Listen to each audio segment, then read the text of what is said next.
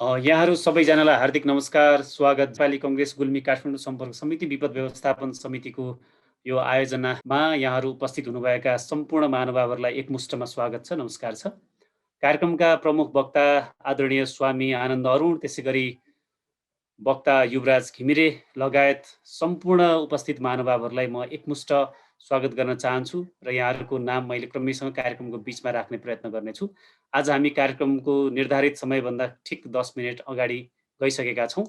किशुनजीको विषयमा आज जुन हामीले गहिरो सन्दर्भमा छलफल गर्दैछौँ, त्यो कार्यक्रम छलफलको आयोजना गर्दाखेरि हामीले सोचेका दुईजना महत्त्वपूर्ण व्यक्तित्वहरूले जुन समय दिएर आइदिनु भएको छ, त्यसको लागि म कार्यक्रमको आरम्भमै यहाँहरूप्रति हार्दिक आभार र कृतज्ञता व्यक्त गर्न चाहन्छु।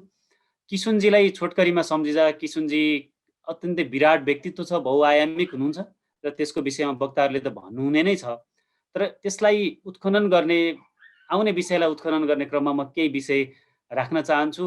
त्यो एकातिर उहाँको बनारस हिन्दू विश्वविद्यालयमा गरेको विद्यार्थीहरूको नेतृत्व होस् वा भारत छोड आन्दोलनमा जुन स्वतन्त्र भारतको आन्दोलनमा उहाँको सहभागिता र नेतृत्वको विषयदेखि मुक्ति आन्दोलन, नेपालको प्रजातन्त्र प्राप्तिको सशस्त्र आन्दोलनमा उदयपुरदेखि जनकपुरसम्मको कब्जाको विषय होस् वा 2015 सालमा किशुनजीको निर्वाचनको पराजय र त्यस पश्चात नै उहाँले सभामुखको रूपमा जिम्मेवारी निभाउनु भएको विषय होस् वा गणेशमानजी र बिपी कोइराला जस्ता मूर्धन्य व्यक्तित्वहरू 8 वर्षमै जेल छुट्दा 10 वर्षसम्म कुन क्ल्यारिटीका साथ उहाँले जेल जीवन कुनै पनि सम्झौता विहीन ढङ्गले बस्नुभयो र जेलबाट 10 वर्षपछि निस्किनु भएको सन्दर्भ, 46 सालको आन्दोलनपछि उहाँले सफलतापूर्वक नेपालको नेतृत्व गरेर संविधान दिनुभएको, निर्वाचन गराउनु भएको, पराजित हुनुभएको र सँगसँगै फेरि 56मा उहाँकै नेतृत्वमा नेपाली कङ्ग्रेस पार्टीले विजय प्राप्त गरेर पुनः प्रधानमन्त्री हुनुभएको र त्यसपछि 56मै उहाँले संसदबाट राजीनामा गर्दा जुन उच्च कोटिको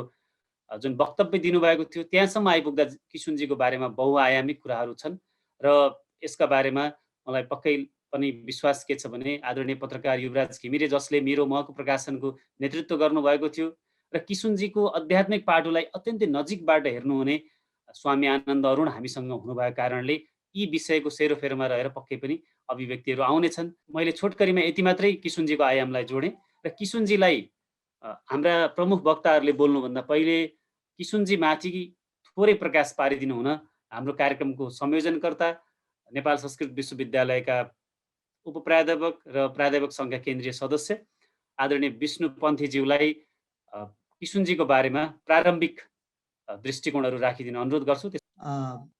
यस कार्यक्रममा उपस्थित हुनुभएका बोधिसत्व स्वामी आनन्द अरुणज्यू, वरिष्ठ पत्रकार, आध्यात्मिक आस्था र विश्वास बोक्नुभएका मूर्धन्य व्यक्तित्व आदरणीय युवराज घिमिरेज्यू, वास्तवमा आज किशुनजीको त्यागपूर्ण राजनीतिक र आध्यात्मिक जीवनको विषयमा बोल्नका निमित्त हाम्रो बोधिसत्व स्वामी आनन्द अरुणज्यू नै यहाँ उपस्थित हुनुभएको छ र उहाँलाई भित्र अन्तर्मनदेखि जान्नुहुने युवराज घिमिरे पनि यहाँ उपस्थित हुनुहुन्छ। यस विषयमा मैले विषय प्रवेश गर्ने धृष्टता गर्न चाहन्न र मैले उहाँहरू उपस्थित हुनुभएका उहाँहरू जस्ता मूर्धन्य व्यक्तिहरू सहभागी सम्पूर्णलाई हार्दिक स्वागत र अभिनन्दन मात्र गर्न चाहन्छु। मैले बुझ्दाखेरि वास्तवमा कृष्णप्रसाद भट्टराईको आध्यात्मिक र राजनीतिक जीवन एकै ढङ्गको एउटै सिक्काका दुई पाटा परेर आएका छन्। मानिसहरूले राजनीतिक जीवनलाई अध्यात्मभन्दा गर्दछन्, तर कृष्णप्रसाद भट्टराईले के भन्नु भएको छ भन्दाखेरि उहाँ प्रधानमन्त्री हुँदा तपाईँको सल्लाहकार को भनेर उहाँले भन्नु मेरो सल्लाहकार महाभारत र रामायण र उहाँ के भन्नु भएको छ भन्दाखेरि तपाईँको अन्तिम के छ प्रधानमन्त्रीजी भनेर पत्रकारले सोध्दा मेरो अन्तिम इच्छा मुक्ति छ, मुक्तिको चाहना छ, कसैले मुक्तिमा पुनर्जन्म या नहोस् मेरो चाहना यो। कृष्णप्रसाद भट्टराईको चर्चा गर्दा किशुनजीको जो तपाईँको त्यागपूर्ण राजनीति भनेको मूल्य राजनीतिको विषय र उहाँको अध्यात्मको जीवन परिपूरक र एउटै सिक्काका दुईटा पाटाको रूपमा हामीले बुझेका छौँ। र मैले अहिले पनि भनिसकेँ, स्वामीजीको कुरालाई उद्धरण गरेर पनि भनेको छु र उहाँ यहाँ चाहिँ स्वामीजीको सन्त दर्शनको पुस्तकमा भूमिका लेखनको क्रममा प्रदीप गिरिजीले पनि भन्नुभएको छ किशनजीको विषय प्रसङ्ग उठाउनु भएको छ, रामकृष्ण परमहंस रमण स्वामीहरूको प्रसङ्ग पनि उठाउँदै उहाँले भन्नुभएको छ। किशनजीले ओशो रजनीशलाई भगवान रजनीश भनेर उद्धरण गर्नुभएको छ। र भगवान कृष्णको जन्म पनि कंसको कठघरामा भएको थियो। हाम्रो कृष्णप्रसाद भट्टराई पनि एउटा अध्यात्म चेतना भएको व्यक्ति हुन्छ। उहाँको पनि जीवनमा कठोर 14 वर्ष जेल जीवन बिताउनु भएको छ निरन्तर। उहाँले भन्नुभएको छ जीवनको उत्तरार्धको एउटा अन्तर्वार्तामा भन्नुभएको छ, तपाईँले देशबाट के पाउनु भन्दा अरू मानिसहरूले गुनासाहरू गर्न सक्छ, तर किशनजीले मैले देशबाट पाएँ, देशले दियो दियो दियो भन्नुभएको छ, देशले मलाई धेरै दियो भन्नुभएको छ। र उहाँले भन्नुभएको छ यो देशलाई अझै अगाडि लानु पर्नेछ भन्नुभएको छ। उहाँले चाहिँ के भन्नुहुन्छ भने यो देवानाम प्रिय भनेर देशको वर्णन गर्नुहुन्छ। र उहाँले किशनजीले के भन्नुहुन्छ, अगाध देश प्रेमको कुरा राजनीतिक ढङ्गले गर्नुहुन्छ। र तपाईँको मैले नेपालको पछिल्लो राजनीतिको चर्चा गर्दा त्यागपूर्ण राजनीति किशनजीबाट आएको राजनीतिको विषयलाई अहिले पछिल्लो परिवर्तन पछाडि नेपालका परिवर्तनकारी शक्ति हुँ भन्ने नेपालको कम्युनिस्ट शक्ति र नेपाली कङ्ग्रेसको विषयमा कम्युनिस्टप्रति टिप्पणी गर्दै चीनका राष्ट्रपतिले भन्नुभएको छ, चिनिया कम्युनिस्ट पार्टीका नेताले नेपालका कम्युनिस्टहरूलाई लक्ष्य गरेर भन्नुभएको छ, सम्पत्तिको व्यक्तिगत सम्पत्तिको मोह गर्ने कम्युनिस्ट हुन सक्दैन भन्नुभएको छ। र भ्रष्टाचारको कुरा कम्युनिस्ट पार्टीका नेताहरूले गरेको कुरा उहाँले प्रत्यक्ष इङ्गित गर्नुभएको छ। र त्यसपछि उहाँले भन्नुहोस् गफाडी भन्नुभएको छ यहाँका नेताहरूलाई, कम्युनिस्ट पार्टीका नेताहरूले र समग्र राजनीतिक नेतालाई पनि भन्न खोज्नु भएको छ। किशनजीले जीवनको उत्तरार्धमा पार्टीको सिद्धान्तप्रति नै उहाँले एक किसिमको प्रश्न उठाएर चाहिँ गम्भीर प्रश्न उठाएर चाहिँ उहाँले नेपाली काङ्ग्रेसप्रति आफ्नो धारणा व्यक्त गर्नुभएको छ। त्यस कारणले नेपालको पछिल्लो परिवर्तन मूल्य राजनीतिका दृष्टिले, कठोर त्यागपूर्ण राजनीतिका दृष्टिले एकदमै हलुङ्गो र फितलो भएको हामीले अनुभूति गर्न पाउँछ। र विश्व राजनीतिक मञ्चमा पनि अहिले नेपालको राजनीतिक परिस्थितिको विषयमा एउटा गम्भीर ढङ्गले र एउटा नैतिकताको प्रश्न उठेको, राजनीतिक नैतिकताको प्रश्न उठेको आजको अवस्थामा कृष्णप्रसाद भट्टराईलाई हामीले चर्चा गर्नु, उहाँको राजनीतिक जीवनको विषयमा चर्चा गर्नु र उहाँले भन्नुभएको छ कैवल्य मुक्तिको कुरा उहाँले जहिले पनि आफूलाई उठाउनुहुन्छ र भगवानसित उहाँले जम्मा के कुराको अनुरोध गर्नुहुन्छ भन्दाखेरि मलाई मुक्ति मिलोस् भन्नुहुन्छ। उहाँले हरेक कुरा चाहिँ भगवानको, मैले सम्पूर्ण कुराहरू भगवानको निर्देशन भएका छन्, मेरो गल्ती कमजोरी मात्रै मेरा हुन् भनेर उहाँले जुन किसिमले अध्यात्मको जुन गहिराई व्यक्त गरिराख्नु भएको छ, त्यो चाहिँ यो कृष्णप्रसाद भट्टराईको यो आध्यात्मिक पक्ष भन्ने अलिकति ठान्दछु। र मैले धेरै कुराहरू नभनिकन यहाँ उपस्थित हुनुभएका सम्पूर्ण हाम्रो बोधिसत्व स्वामी आनन्द अरुणज्यू, त्यसपछि वरिष्ठ पत्रकार युवराज घिमिरे लगायत यहाँ उपस्थित हुनुभएका प्रबुद्ध सम्पूर्ण सहभागी स्वामीजीहरू र यहाँ उपस्थित हुनुभएका प्रजातन्त्र प्रेमी सम्पूर्ण दाजुभाइ दिदीबहिनीहरू र मानवाधिकारको पक्षमा आफूलाई उभ्याउने क्रममा, स्वतन्त्रताको पक्षमा उभ्याउँदै गर्दा मलाई प्रधानमन्त्रीको पद आइलागेको, तर म चाहिँ वास्तवमा चाहिँ मुक्ति मार्गको खोजीमा र म यो चाहिँ राजनीतिक पद मेरा लागि एउटा मुक्ति यात्राको एउटा क्रम मात्र यो भनेर अभिव्यक्त गर्ने आध्यात्मिक साधनाका उच्च कोटिका चाहिँ कृष्णप्रसाद भट्टराईको आज चर्चा हुँदैछ। मैले समय नलिकन आजका वक्ताहरूलाई र यहाँका सहभागीहरूलाई यो समय सुम्पिँदै मैले यहाँबाट बिदा हुन्छु र सम्पूर्णलाई हार्दिक स्वागत गर्दै बिदा हुन्छु। धन्यवाद। जय नेपाल। हस्, धेरै धेरै धन्यवाद नेपाल प्राध्यापक सङ्घ केन्द्रीय सदस्य विष्णु पन्थीज्यूलाई। यहाँले विषयको प्रारम्भ गरिसक्नु भएको छ। कार्यक्रममा नेपाली कङ्ग्रेस पार्टीका पूर्व केन्द्रीय सदस्य राजन पन्त, त्यसै गरी नेपाली कङ्ग्रेसका महासमिति सदस्य, कालीगण्डकी गाउँपालिका गुल्मीका अध्यक्ष वेदबहादुर थापाज्यू लगायतका व्यक्तित्वहरू आउनु भएको छ। म यहाँहरूलाई स्वागत गर्न चाहन्छु।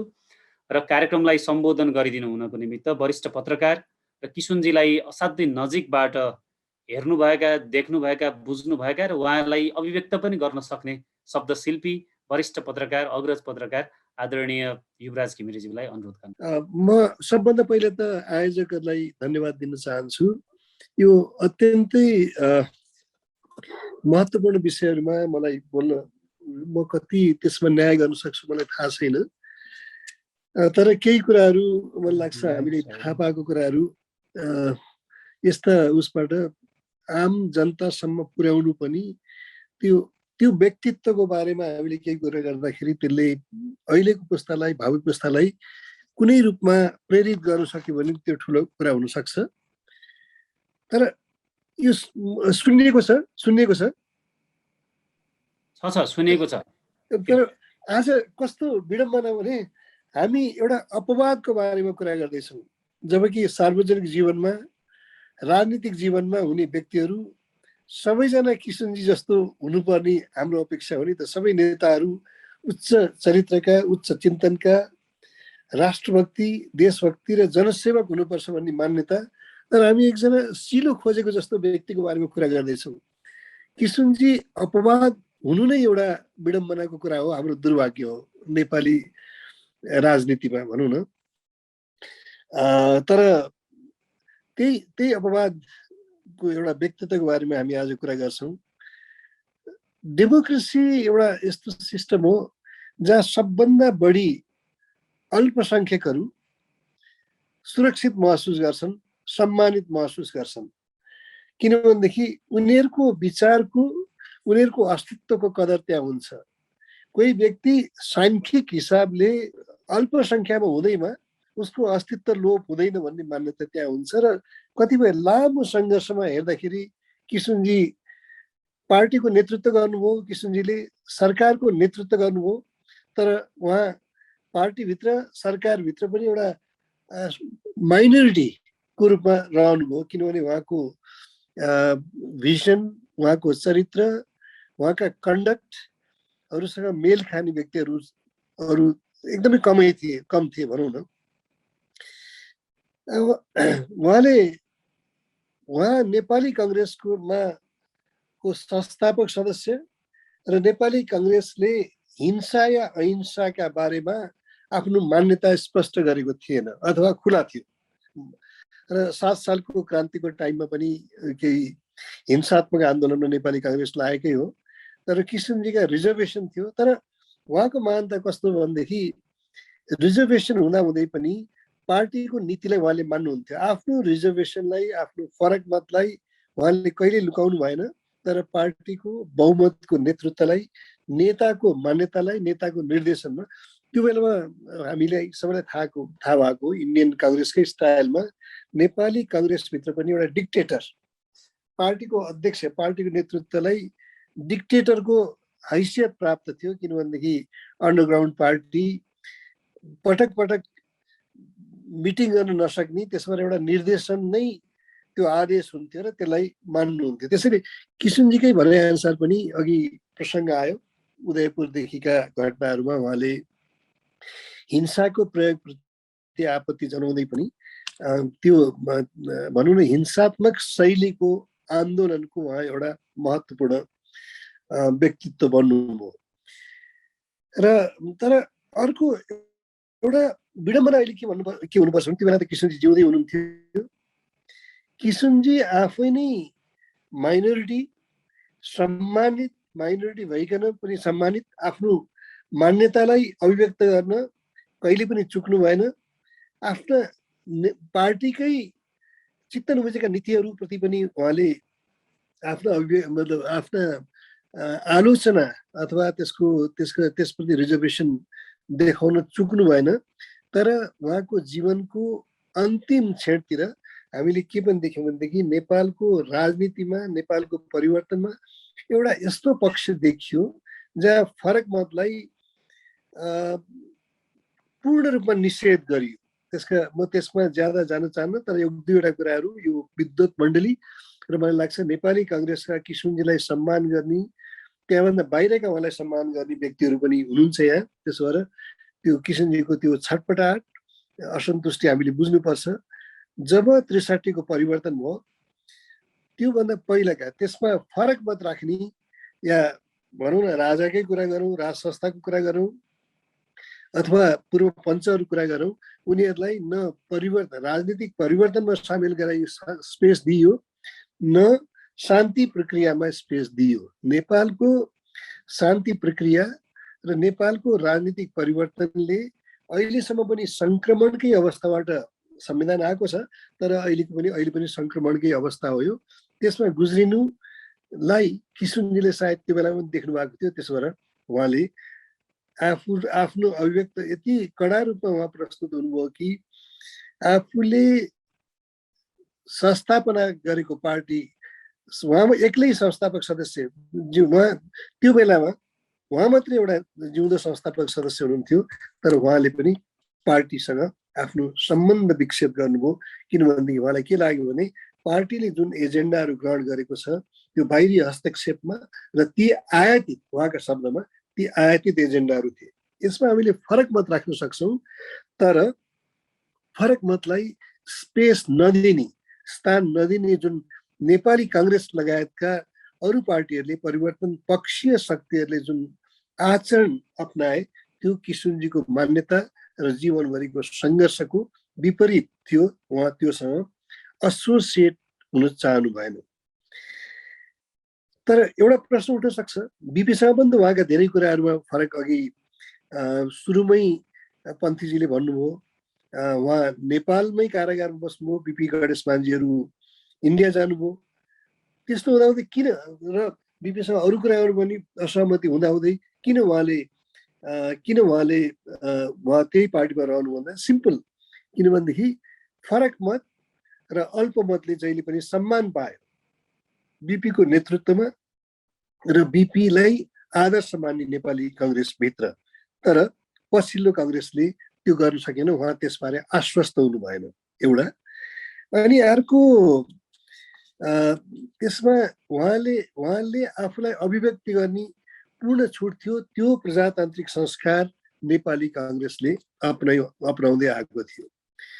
68मा मतलब 2025 सालमा जब बिपी जेलबाट छुटेर इन्डिया जानुभयो, मैले यो उहाँकै किताबहरूमा लेखिएको छ, मैले उहाँलाई अलग्गै सोद्धाखेरि नि उहाँले बिपीलाई भनेको कुरा के थियो भनेदेखि डेमोक्रेसी कसैले उपहारमा दिँदैन, हामी आफूले त्याग गरेर आफूले सफर गरेर नेपालका जनतालाई प्रेरित गर्नुपर्छ, राजालाई प्रेरित गर्नुपर्छ। त्यो गान्धीयन थट हो, जहाँ आफू एक्जाम्पल बनेर डिक्टेटर्सलाई पनि चेन्ज गर्न सकिन्छ भन्ने मान्यता उहाँको थियो। त्यसैले अनि अब अर्को कुरा मलाई लाग्छ किशुनजीको एउटा स्टोरी टाइपमा नगइकन हामीले आफूलाई रिभ्यू, नेपालको राजनीतिलाई रिभ्यू पनि गर्नुपर्ने आवश्यकता आएको छ।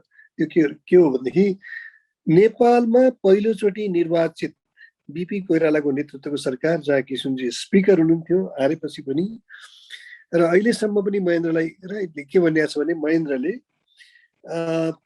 पहिलो जग बस्न लागेको प्रजातन्त्रलाई त्यसको अवमूल्यन गरे, संसद विघटन गरे, त्यसैले उनी प्रजातन्त्र विरोधी हुन् भनेर।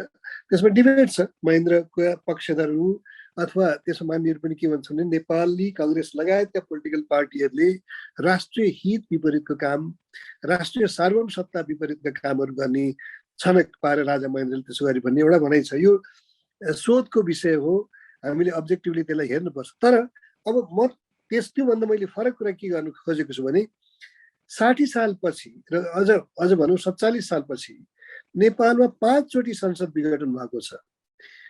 जब प्रधानमन्त्री सङ्कटमा पर्छ उसले संसद विघटन, अथवा जब प्रधानमन्त्रीले सत्ता गुमाउने अवसर आउँछ उसले संसद विघटन गरेको हामीले पाएको छौँ। गिरिजाबाबुले गर्नुभयो, मनमोहन अधिकारीले गर्नुभयो, सूर्यबहादुर थापाले रेकमेन्ड गर्नुभयो, त्यसको सुनवाई भएन। त्यसपछि शेरबहादुर देउवाबाट भयो त्यो काम, र केपी शर्मा ओलीले त एउटा रेकर्ड नै कायम गर्दै एउटै प्रधानमन्त्रीले एउटै संसद 2 पल्ट भङ्ग गरेका छन्।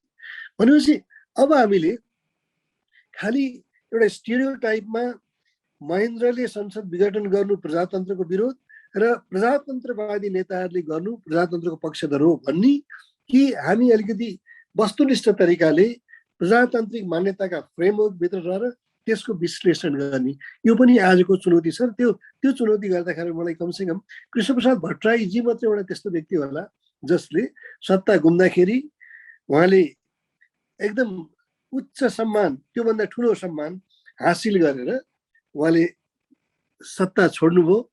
र त्यसपछिका उहरू हामीले देखाएको छौँ।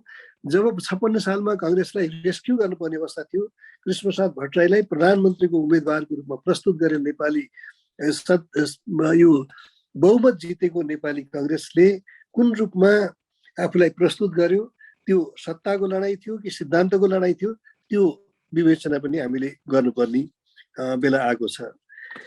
र अर्को म धेरै टाइम लिँदिनँ, किशुनजीको राजनीतिको अघि पन्थीजीले भन्नुभयो उहाँ विद्यार्थी जीवनदेखि नै इन्डियामा स्वतन्त्रता आन्दोलनमा लाग्नुभयो। इन्डियाको स्वतन्त्रता आन्दोलनमा लाग्नु भनेको त्यो बेला त्यो उपनिवेशवादको विरोध पनि थियो, किनभनेदेखि त्यो डिकोलोनाइजेसनको फेज थियो र उहाँ के स्वभावतः अथवा प्रतिबद्धता अनुसार मान्यता अनुसार उहाँहरू उपनिवेशवादको विरोधी बन्नुभयो, दासत्वको विरोधी बन्नुभयो। र नेपालमा पनि राजनीति चारित्रिक हिसाबले नेपालको राजनीति क्वालिटीको हिसाबले दासत्वबाट मुक्त होस्, नेपाल एउटा स्वतन्त्र सम्मानित राष्ट्र होस् भन्ने मान्यता किशुनजी र उहाँको मान्यता सेयर गर्ने नेपाली काङ्ग्रेसको त्यो बेलाको नेतृत्व बिपी कोइरालादेखि लिएर विभिन्न गणेश मानजीहरू, सूर्यप्रसाद उपाध्यायजीहरू अथवा सुवर्णजीहरू, त्यो एउटा ठुलो एउटा आफैले सेक्रिफाइस गरेको र प्रतिबद्धता बोकेर आएको एउटा समूह थियो। नेपाली काङ्ग्रेसमा मात्रै थिएन, प्रजा परिषदलाई पनि हामीले त्यसको क्रेडिट दिनुपर्छ। यो के अरे योगी नरेन्द्रजी इन्डियाको फ्रिडम मुभमेन्टमा हुनुहुन्थ्यो, उहाँ सबैको त्यो मान्यता थियो यो मुलुक सम्मानित होस्, स्वतन्त्र रहोस् र दासत्व सबै किसिमको दासत्वबाट सबै किसिमको बराबरीबाट मुक्त होस् भन्ने एउटा चाहना थियो। अनि अर्को एउटा के थियो भनेदेखि अघि पन्थीजीले त्यसको रेफरेन्स दिनुभयो, राजेश गौतमजीसँग लिएको इन्टरभ्यूमा किशुनजीलाई उहाँले सोद्धाखेरि के तपाईँ प्रधानमन्त्री हुन चाहनुहुन्छ भन्दाखेरि उहाँले के भन्नुभएको थियो भने मेरो जीवनको उद्देश्य प्रधानमन्त्री पद हासिल गर्नु होइन, मेरो जीवनको उद्देश्य मुक्ति हो। जब मुक्तिको कुरा कसैले गर्छ त्यो सत्कर्म विश्वास गर्छ, त्यो मान्छे त्यो पाप र पुण्यबाट डराउँछ। अहिलेको जुन चारित्रिक गिरावट छ हाम्रो नेपालका नेतृत्व सार्वजनिक जीवनमा रहेका व्यक्तिहरू र न्यायपालिकाको पनि, त्यसमा के हो भनेदेखि उनीहरूलाई पाप र धर्मको डर छैन, त्यसबाट न्याय हुने ठाउँबाट अन्याय भइरहेको छ। हाम्रो नेताहरूमा पनि जब उनीहरू न मुक्तिको कुरा गर्छन् न पाप र धर्मबाट को भेद छ उनीहरूलाई, त्यसबाट यो जीवनमा कमाएरै छोडौँ, जति कमाउन सकिन्छ अहिले नै कमाऊ भन्ने मान्यताबाट यो मान्यताबाट हाम्रा आम नेतृत्वहरू, राजनीतिक नेतृत्व मात्र होइन, ब्युरोक्रेटिक एकाडेमिक सबै खालको नेतृत्वहरूले त्यो भनौँ न मोक्ष मुक्ति र यो जुन सार्वजनिक जीवनका दायित्वहरू हो त्योभन्दा फरक मान्यता अप्नाएकोले अहिले हामीले यो परिस्थितिबाट हामी गुजिरहेका छौँ। किशुनजी पक्कै पनि गान्धीबाट प्रेरित हुनुहुन्थ्यो। उहाँले संसदमा जुन एउटा ऐतिहासिक दस्तावेज प्रस्तुत गर्नुभयो, त्यो दस्तावेजमा गान्धीले जब इन्डिया आए 1915मा इन्डिया आए, चम्पारणको त्यसको 2 वर्षपछि 1915मा उहाँ आउनुभयो, 1917मा चम्पारणमा जब यो किसानहरूको हकको लागि आन्दोलन भयो, त्यसमा उहाँलाई अदालतले सजाय दिन्छ, 1 रुपियाँ जरिवाना तिर्नु भन्छ। तर उहाँले के भन्नुहुन्छ भने यो अदालतलाई सम्मान गर्छु, तर अदालतको जजमेन्ट भन्दा म मेरो हायर ल अथवा मेरो मोरल ल अथवा मेरो अन्तरात्माको आवाजले मलाई के भन्छ भनेदेखि मैले यो तिर्नु हुँदैन, म त्यसको लागि दण्ड भोग्न तयार छु भनेर भन्नुभयो। किशुनजीले सत्ता त्यागेर त्यो दण्ड भोग्नुभयो। किशुनजीले एक किसिमले उहाँले धेरै उच्च हैसियत त्यो बेलामा पनि एउटा इक्जाम्पलको रूपमा आफूलाई प्रस्तुत गर्नु संसदमा, किनभने संसदमा र सार्वजनिक जीवनमा प्रस्तुत गरिएका यस्ता उदाहरणहरू नजिर बन्छन् भविष्यलाई, तिनीहरूले भावी नेताहरूलाई त्यसले प्रेरित गरिराख्छ। अन्तमा म 1-2 कुराहरू भन्छु। किशुनजीसँग म जान्थेँ, म त्यो अघि भन्नुभयो ममा मेरो कुनै भूमिका छैन, खालि यति हो त्यो त्यत्तिकै त्यहाँ रहिराखेर छ। किशुनजीको अलिकति मेमोरीहरू लस भएको अवस्था थियो, तर मलाई के लाग्यो भने यति अगाडिसम्म उहाँले लेखिसक्नु भएको छ, त्यसरी त्यो किताब जुन अवस्थामा छ त्यो अवस्थामा छापिनुपर्छ, किनभने फ्याक्ट चेक गर्ने मसँग त्यो बेलामा समय भन्दा पनि अवस्था थिएन। त्यसले किशुनजी छँदा नै त्यो किताब आओस् भन्ने मेरो पनि चाहना थियो। त्यसमा मैले अलिकति मेरा साथीहरूसँग मिलेर सक्रियता देखाएको हो, नत्र भने मेरो कुनै पनि भूमिका थिएन। तर किशनजीको म जान्दै गर्दाखेरि एउटा किन जान्थेँ भन्ने कुरा मैले उहाँको मसँगै नोट्स फ्रम द प्रिजन जुन 17 सालदेखि 19 सालसम्म उहाँ सुन्दरी जल र नखुमा बस्दाखेरिका डायरीहरू लेख्नुहुन्थ्यो अङ्ग्रेजीमा। त्यो किताबलाई हामीले त्यसमा प्रोफेटिक उहाँका घोषणाहरू छन्। उहाँले लेखेको कुराहरू एकदम प्रोफेटिक साबित भएका छन्। म जाने मेरो एउटा लोभ थियो उहाँका जन्ममा, के भने केही कुरा सोद्धाखेरि उहाँले त्यो बेलाको डायरी पढ भनेर दिनुहुन्थ्यो। एउटा उसमा के छ भनेदेखि जब असोज राजा शेरबहादुर देउवालाई खोज्ने कुराहरू भइरहेका छ कि भन्ने कुराहरू चलिराखेको थियो। त्यो बेलामा किशनजीले राजासँग गएर कुरा गर्दाखेरि राजाले उहाँलाई दिएको, राजा ज्ञानेन्द्रले उहाँलाई दिएको आश्वासन के थियो भने इङ्ग्लिसमा लेख्नुहुन्थ्यो, I will not go down in history as a king who snatches the power of the people. त्यो एउटा राजाले जनताको एउटा प्रतिनिधि, विश्वसनीय प्रतिनिधि, उच्च चरित्रको प्रतिनिधिलाई दिएको आश्वासन थियो। तर त्यसैले किशनजीले त्यसलाई सधैँ विश्वास गरिराख्नुभयो।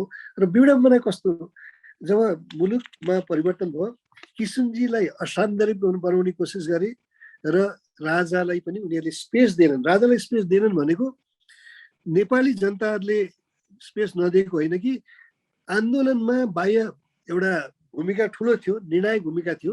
भित्र पनि राजाले लिएको राजाले पावर लिँदाखेरि त्यसप्रति विरोध थियो। तर त्योभन्दा बाहिर शान्ति प्रक्रियामा द्वन्द्वको एउटा पक्षलाई बाहिर राख्ने निर्णय त्यो युएन श्यामशरण लगाएको थियो, नेपाली जनताको थिएन। नेपाली जनताको बिचमा यो कुरा आउँदै आएन। तर किशनजीलाई पनि उनीहरूले त्यही रूपमा नै प्रस्तुत गरे र किशनजी र राजाको बिचको जुन एउटा अन्डरस्ट्यान्डिङ थियो, उहाँले राजालाई विश्वास गर्नुभयो, राजाले किशनजीलाई विश्वास गर्नुभयो। यो दुईटैको हैसियत त्यो अवस्थामा हामीले देखिहाल्यौँ दुईटालाई के भयो भन्ने कुरा। त्यसमा बिपीको नीतिको एउटा त्योसँगको उहाँको सामिप्यता पनि थियो, मेलमिलापको। र अनि अब मलाई के लाग्छ भनेदेखि यो कुरालाई हामीले रिभ्यू गर्नुपर्ने आवश्यकता छ नेपालका सचेत नागरिकहरूले, किनभने नेपालका परिवर्तनलाई हामीले अपनाउनु पर्छ। तर त्यो परिवर्तन अपनाउनको लागि हामीले त्यसबारे हाम्रो आफ्नो मान्यता विकसित गर्नुपर्छ र एउटा वाइडर डिबेटमा जानुपर्छ। अहिले संविधानको अनिश्चितता, संविधान छिट्टै असान्दर्भिक हुन्छ अथवा यो पतन हुन्छ भन्ने जुन निष्कर्ष आम मुख बढिराखेको छ, त्यसको एउटै कारण के छ भने यो संविधान निर्माणमा, यो राजनीतिक परिवर्तनमा नेपाली जनतालाई सामेल गराइएन, उनीहरूको अनुमोदन लिएन भन्ने एउटा थियो। अब अनि अरू किशनजीको एउटा जस्तो इन्डिया जानुभयो, उहाँ विभिन्न मुलुकहरूमा जानुभयो। जाँदाखेरि एउटा स्टेट्सम्यानको हैसियतलाई उहाँलाई सबैले सम्मान गर्थे। त्यसबाट नेपाल सम्मानित महसुस गर्ने कारण थियो। अहिले दुर्भाग्य हाम्रै आफ्नै नेपालीहरू विदेश ट्राभल गर्दाखेरि कुन रूपमा नेपालीहरू ट्रिट हुन्छन् र युवा जमात नेपालमा, उसले नेपालमा आफ्नो भविष्य देख्छ कि देख्दैन, अरबको अर्थतन्त्र बिग्रिँदाखेरि किन उसलाई पीडा हुन्छ, नेपालको अर्थतन्त्र बिग्रिँदाखेरि किन पीडा हुँदैन? सिम्पल कारण छ, किनभनेदेखि नेपालमा उनीहरूलाई उनीहरूको भविष्यप्रति आश्वस्त गराउन हाम्रो नेतृत्व वर्गले सकेन। यो सबभन्दा, त्यसैले राष्ट्रियता त्यहाँनिर कमजोर हुन्छ, राष्ट्रप्रतिको हाम्रो सम्मान र आशा त्यहाँनिर कमजोर हुन्छ। जब राष्ट्रप्रति हाम्रो आस्था कमजोर हुन्छ, हाम्रो राष्ट्रियता र हाम्रो भविष्य कमजोर हुन्छ, हाम्रो अस्तित्व, राष्ट्रको अस्तित्वमा मलाई लाग्छ त्यहाँनिर आशंका हुन थाल्छ। किशनजी यो बारेमा सचेत हुनुहुन्थ्यो। त्यसैले किशनजीले पटक पटक यो मुलुकले मलाई धेरै कुरा दिएको छ भन्नुको अर्थ के थियो भनेदेखि नेपालका नेताहरू मुलुकबाट चाहन्छन् तर मुलुकलाई केही दिन चाहँदैनन्। यो त्यस अर्थमा किशनजी एकदम फरक व्यक्ति हुनुहुन्थ्यो। एउटा प्रेरणा र उहाँको विचारको सान्दर्भिकता, उहाँको व्यक्तित्व, उहाँ जे उदाहरण भन्नुभयो त्यसको सान्दर्भिकता आज बढेको अवस्था। किशनजीसँग उहाँका धेरै अन्तरङ्ग अनुभवहरू छन्, त्यो सुन्नु ज्यादा फाइदाजनक हुन्छ होला यहाँ आउनुभएकाहरू सहभागी साथीहरूलाई। अहिलेलाई यति नै। धन्यवाद, नमस्कार र फेरि पनि धन्यवाद तपाईँले मलाई यो अवसर दिनुभयो। धेरै धेरै धन्यवाद आदरणीय अग्रज पत्रकार युवराज घिमिरेज्यू, यहाँले किशुनजीको बहुआयामिक पाटोको बारेमा हामीलाई बताइदिनु भयो। म कार्यक्रममा विलम्ब नगरिकन यहाँले हामीलाई जसरी किशुनजीको बारेमा बताइदिनु भयो त्यसका प्रति हार्दिक आभार व्यक्त गर्दै कार्यक्रमलाई आदरणीय स्वामीज्यूलाई श्रवण गर्न जो उपस्थित हुनुभएको छ, एकदमै व्यग्रताका साथ प्रतीक्षा गर्नुभएको छ। स्वामीज्यू कार्यक्रमको प्रारम्भभन्दा अघि नै आएर हामीलाई प्रतीक्षा गरेर बसिराख्नु भएको छ। स्वामीज्यूका प्रति हामी त्यसै पनि कृतज्ञ छौँ र स्वामीज्यू सँगसँगै तपोवनबाट हामीलाई सुन्न हाम्रो कार्यक्रममा उपस्थित भएर आइदिनु भएकोमा अन्य स्वामीज्यूहरूलाई पनि फेरि पनि धन्यवाद दिन चाहन्छु र उपस्थित सम्पूर्ण महानुभावहरू अबको समयक्रममा हामीलाई आदरणीय स्वामी आनन्द अरुणले सम्बोधन गर्नुहुनेछ। देवालीजी धेरै धन्यवाद। राष्ट्रकै धेरै धन्य व्यक्तित्वहरू उपस्थित हुनुहुन्छ र सबैलाई मेरो सादर अभिवादन छ। यहाँ हाम्रा किशुनजीका परिवारका व्यक्ति पनि हुनुहुन्छ र विनोद कुमार भट्टराईजी हुनुहुन्छ, युवराजजी हुनुहुन्छ, दीप कुमार उपाध्यायजी हुनुहुन्छ। यो वरिष्ठ व्यक्तित्वहरू जो किशुनजीलाई प्रेम गर्ने र किशुनजीलाई सँग धेरै समय बिताएका मित्रहरू हुनुहुन्छ। म किशुनजीको राजनीतिक पाटोको कम कुरा गरौँला। म उहाँको आध्यात्मिक पक्ष जुन छ, जो एक राजनीतिक व्यक्तित्वमा पाइने विलक्षण गुण मैले देखेँ उहाँमा, र विश्वकै राजनीतिक इतिहासमा त्यस्ता विलक्षण गुण भएको प्राइम मिनिस्टर या एउटा रुलिङ पार्टीको चेयरम्यान, प्रेसिडेन्ट मैले अर्को पुरै मनुष्यताको इतिहासमा अर्को देख्न नसकेको, मैले देख्न सकेका छैन। त्यो दुई तिनवटा पक्षको म कुरा गर्छु। राजनीतिक विश्लेषक त यहाँ हुनुहुन्छ, त उहाँलाई देख्नुभएकै छ उहाँको राजनीतिक योगदानहरू। तर उहाँको व्यक्तित्वका एउटा केही आध्यात्मिक बडो प्रबल पक्ष थियो होइन, जो राजनीतिमा नेपालको राजनीतिमा त्यसको मूल्याङ्कन हुन सकेन। त्यो राजनीतिमा मूल्याङ्कन भएको भए आज नेपाल अर्कै हुन्थ्यो। म बराबर भन्ने गरेका छु कि 48 सालमा जब किशुनजीलाई चुनाव हराइयो होइन, उहाँ हार्नु भएन, उहाँलाई हराइयो। जसरी अभिमन्युलाई सबैले घेरेर महाभारतको युद्धमा मारेका थिए एक्लै अभिमन्युलाई, त्यस्तै किशुनजीलाई यो एक्लो क्रान्तिकारी, उहाँ एक्लै हिँड्ने मान्छे हुनुहुन्थ्यो र उहाँलाई चाहिँ त्यो चुनावमा उहाँको हराउनुमा विरोधी शक्तिहरू पनि सबै एकजुट भएका थिए होइन। मैले बडो नजिकबाट देखाएको छु त्यो समय। राजावादी पनि थिए त्यसमा, वामपन्थी हुनै पर्यो किनभने प्रतिद्वन्दी थिए, वामपन्थी त चुनावी लडिराखेका थिए, उनीहरू विरोधी हुनु स्वाभाविकै थियो। नेपाली कङ्ग्रेसका पनि एउटा सबल पक्ष चाहन्थ्यो कि उहाँ चुनाव हारुन् होइन।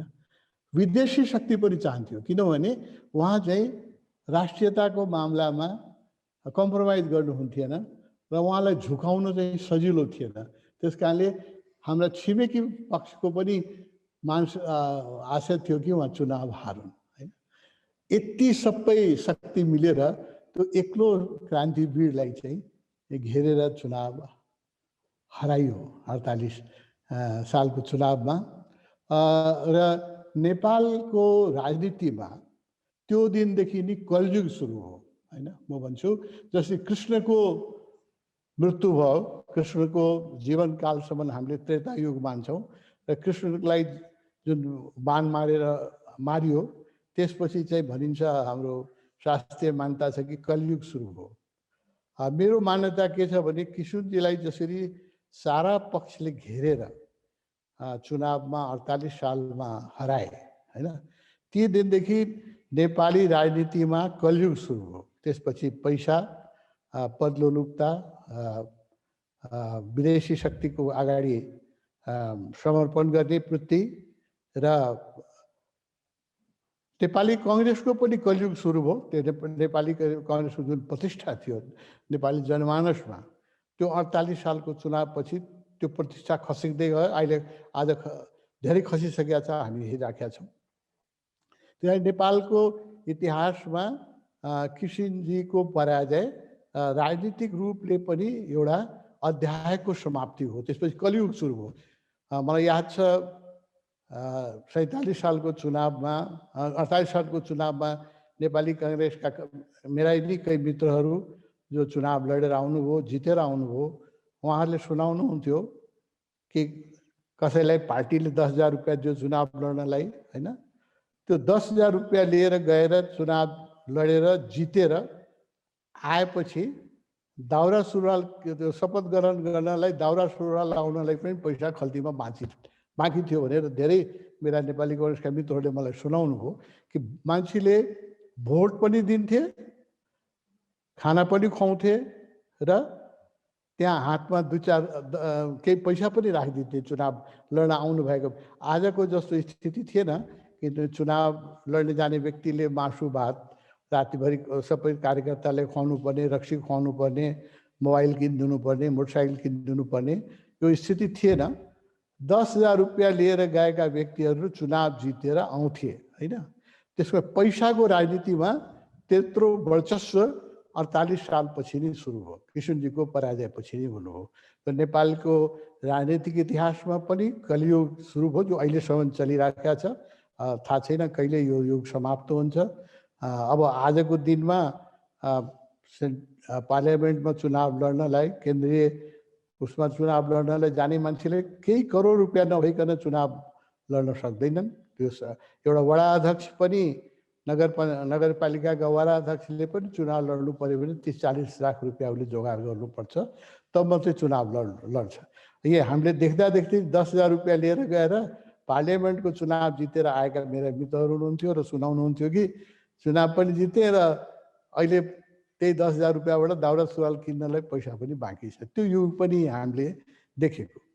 अब यो जसले किशनजीलाई देखा छैनन्, किशनजीको राजनीतिक सङ्घर्ष र पीडा, किशनजी जस्तो राजनीतिक पीडा भोगेका व्यक्ति सायदै कोही होला। हेर्नुहोस्, उहाँ जस्तो संस्थापक नेता नेपाली काङ्ग्रेसका त्यागी तपस्वी नेताले बारम्बार चुनाव हार्नु पर्यो। एकचोटि होइन, बारम्बार चुनाव, 3 चोटि चुनाव हार्नुभयो उहाँ, होइन। चौथोचोटि पनि उहाँलाई चाहिँ दयामाया गरेर चुनाव जित्न दियो भन्नु पर्यो, होइन। किनभने उहाँलाई चुनाव नजित्यो भए नेपाली काङ्ग्रेसको मेजोरिटी आउनेवाला थिएन। त्यसलाई उहाँलाई एउटा फिगर खडा गरेर वीरगञ्जबाट चुनाव जित्न दियो, होइन। नत्र उहाँको जीवन हेर्नुहोस् त, बारम्बार चुनाव हार्नुभयो। नेपाली काङ्ग्रेसको उहाँले अध्यक्षता 17 वर्षसम्म गर्नुभयो। बडो कठिन कालमा गर्नुभयो, सङ्घर्षको कालमा गर्नुभयो।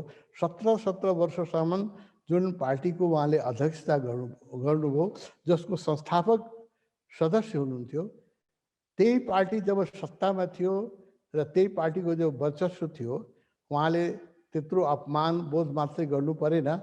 जुन पार्टीले आफैले स्थापना गर्नुभएको थियो र बारम्बार चाहनुहुन्थ्यो कि पार्टी नफुटोस्, एउटा मात्रै उहाँको पीडा के थियो भने पार्टी नफुटोस् कुनै प्रकारले पनि। त्यही पार्टीबाट उहाँले राजीनामा गरेर निस्कनु पर्यो। जुन पार्टीको स्थापना गर्ने व्यक्तिले र जसले त्यो पार्टीलाई त्यो उचाइमा पुर्यायो र 2 पटक प्रधानमन्त्री बने, त्यही व्यक्तिले चाहिँ आफ्नै जीवनकालमा त्यो पार्टीको सदस्यताबाट, साधारण सदस्यताबाट पनि त्याग दिनु पर्यो। त्यो कत्रो पीडा होला, कल्पना गरौँ, त्यो कत्रो पीडा होला। एकाएकै जीवन उहाँको, एक्लै जीवन जिउनुभयो, बार चुनाव हार्नुभयो। उहाँ जब 17 साल 15 सालको कुरा गरौँ, जब उहाँ जितेर आउनुभयो, हाम्रो बिपी प्राइम मिनिस्टर हुनुभयो, किशनजीलाई बिपीले बराबर भन्नुहुन्थ्यो कि तपाईँ एक्लै बस्नुहुन्छ, मसँग बस्नुहोस् न, मलाई पनि साथी हुन्छ र तपाईँले पनि बस्ने ठेगान छैन। उहाँ कहिले कसको घरमा, कहिले कसको घरमा, कहिले कसको घरमा बस्नुहुन्थ्यो। यो 15 सालभन्दा अगाडिको पनि घटना हो। कहीँ बस्नुहुन्थ्यो, कहीँ उहाँ सुकुम्बासी हुनुहुन्थ्यो किशनजी, र जीवनभरि सुकुम्बासी नै बस्नुभयो, होइन। कहिले पनि उहाँको आफ्नो आवास हुन सकेन, 2 चोटि प्रधानमन्त्री भइसकेका व्यक्तिलाई पनि। बिपीले जब भन्नुभयो कि तपाईँ मसँग बस्नुहोस् मलाई साथ पनि हुन्छ, अनि कस्तो जवाब दिनुभयो आफ्नो श्रद्धेय नेतालाई। उहाँले बिपीलाई बडो श्रद्धा गर्नुहुन्थ्यो र उहाँले के भन्नुभयो भने हेर्नुहोस्, म आफ्नै ढङ्गले जिउने मान्छे हुँ, मेरो आफ्नै रुटिन छ, त्यो रुटिनमा म बस्छु र म कम्प्रोमाइज आफ्नो जीवन पद्धतिमा कुनै कम्प्रोमाइज गर्न सक्दिनँ। अलि स्वच्छन्द खालको मेरो खानपान छ होइन, तपाईँलाई मन पर्न सक्छ नपर्न सक्छ। त्यस कारणले तपाईँसँग म बस्यो भने तपाईँलाई अप्ठ्यारो होला र मलाई पनि, म बिहानै उठ्छु, गीता पढ्छु होइन, मेरो आफ्नै जीवनशैली छ र त्यो जीवनशैली तपाईँको जीवनशैलीसँग म्याच गर्न नसक्ला।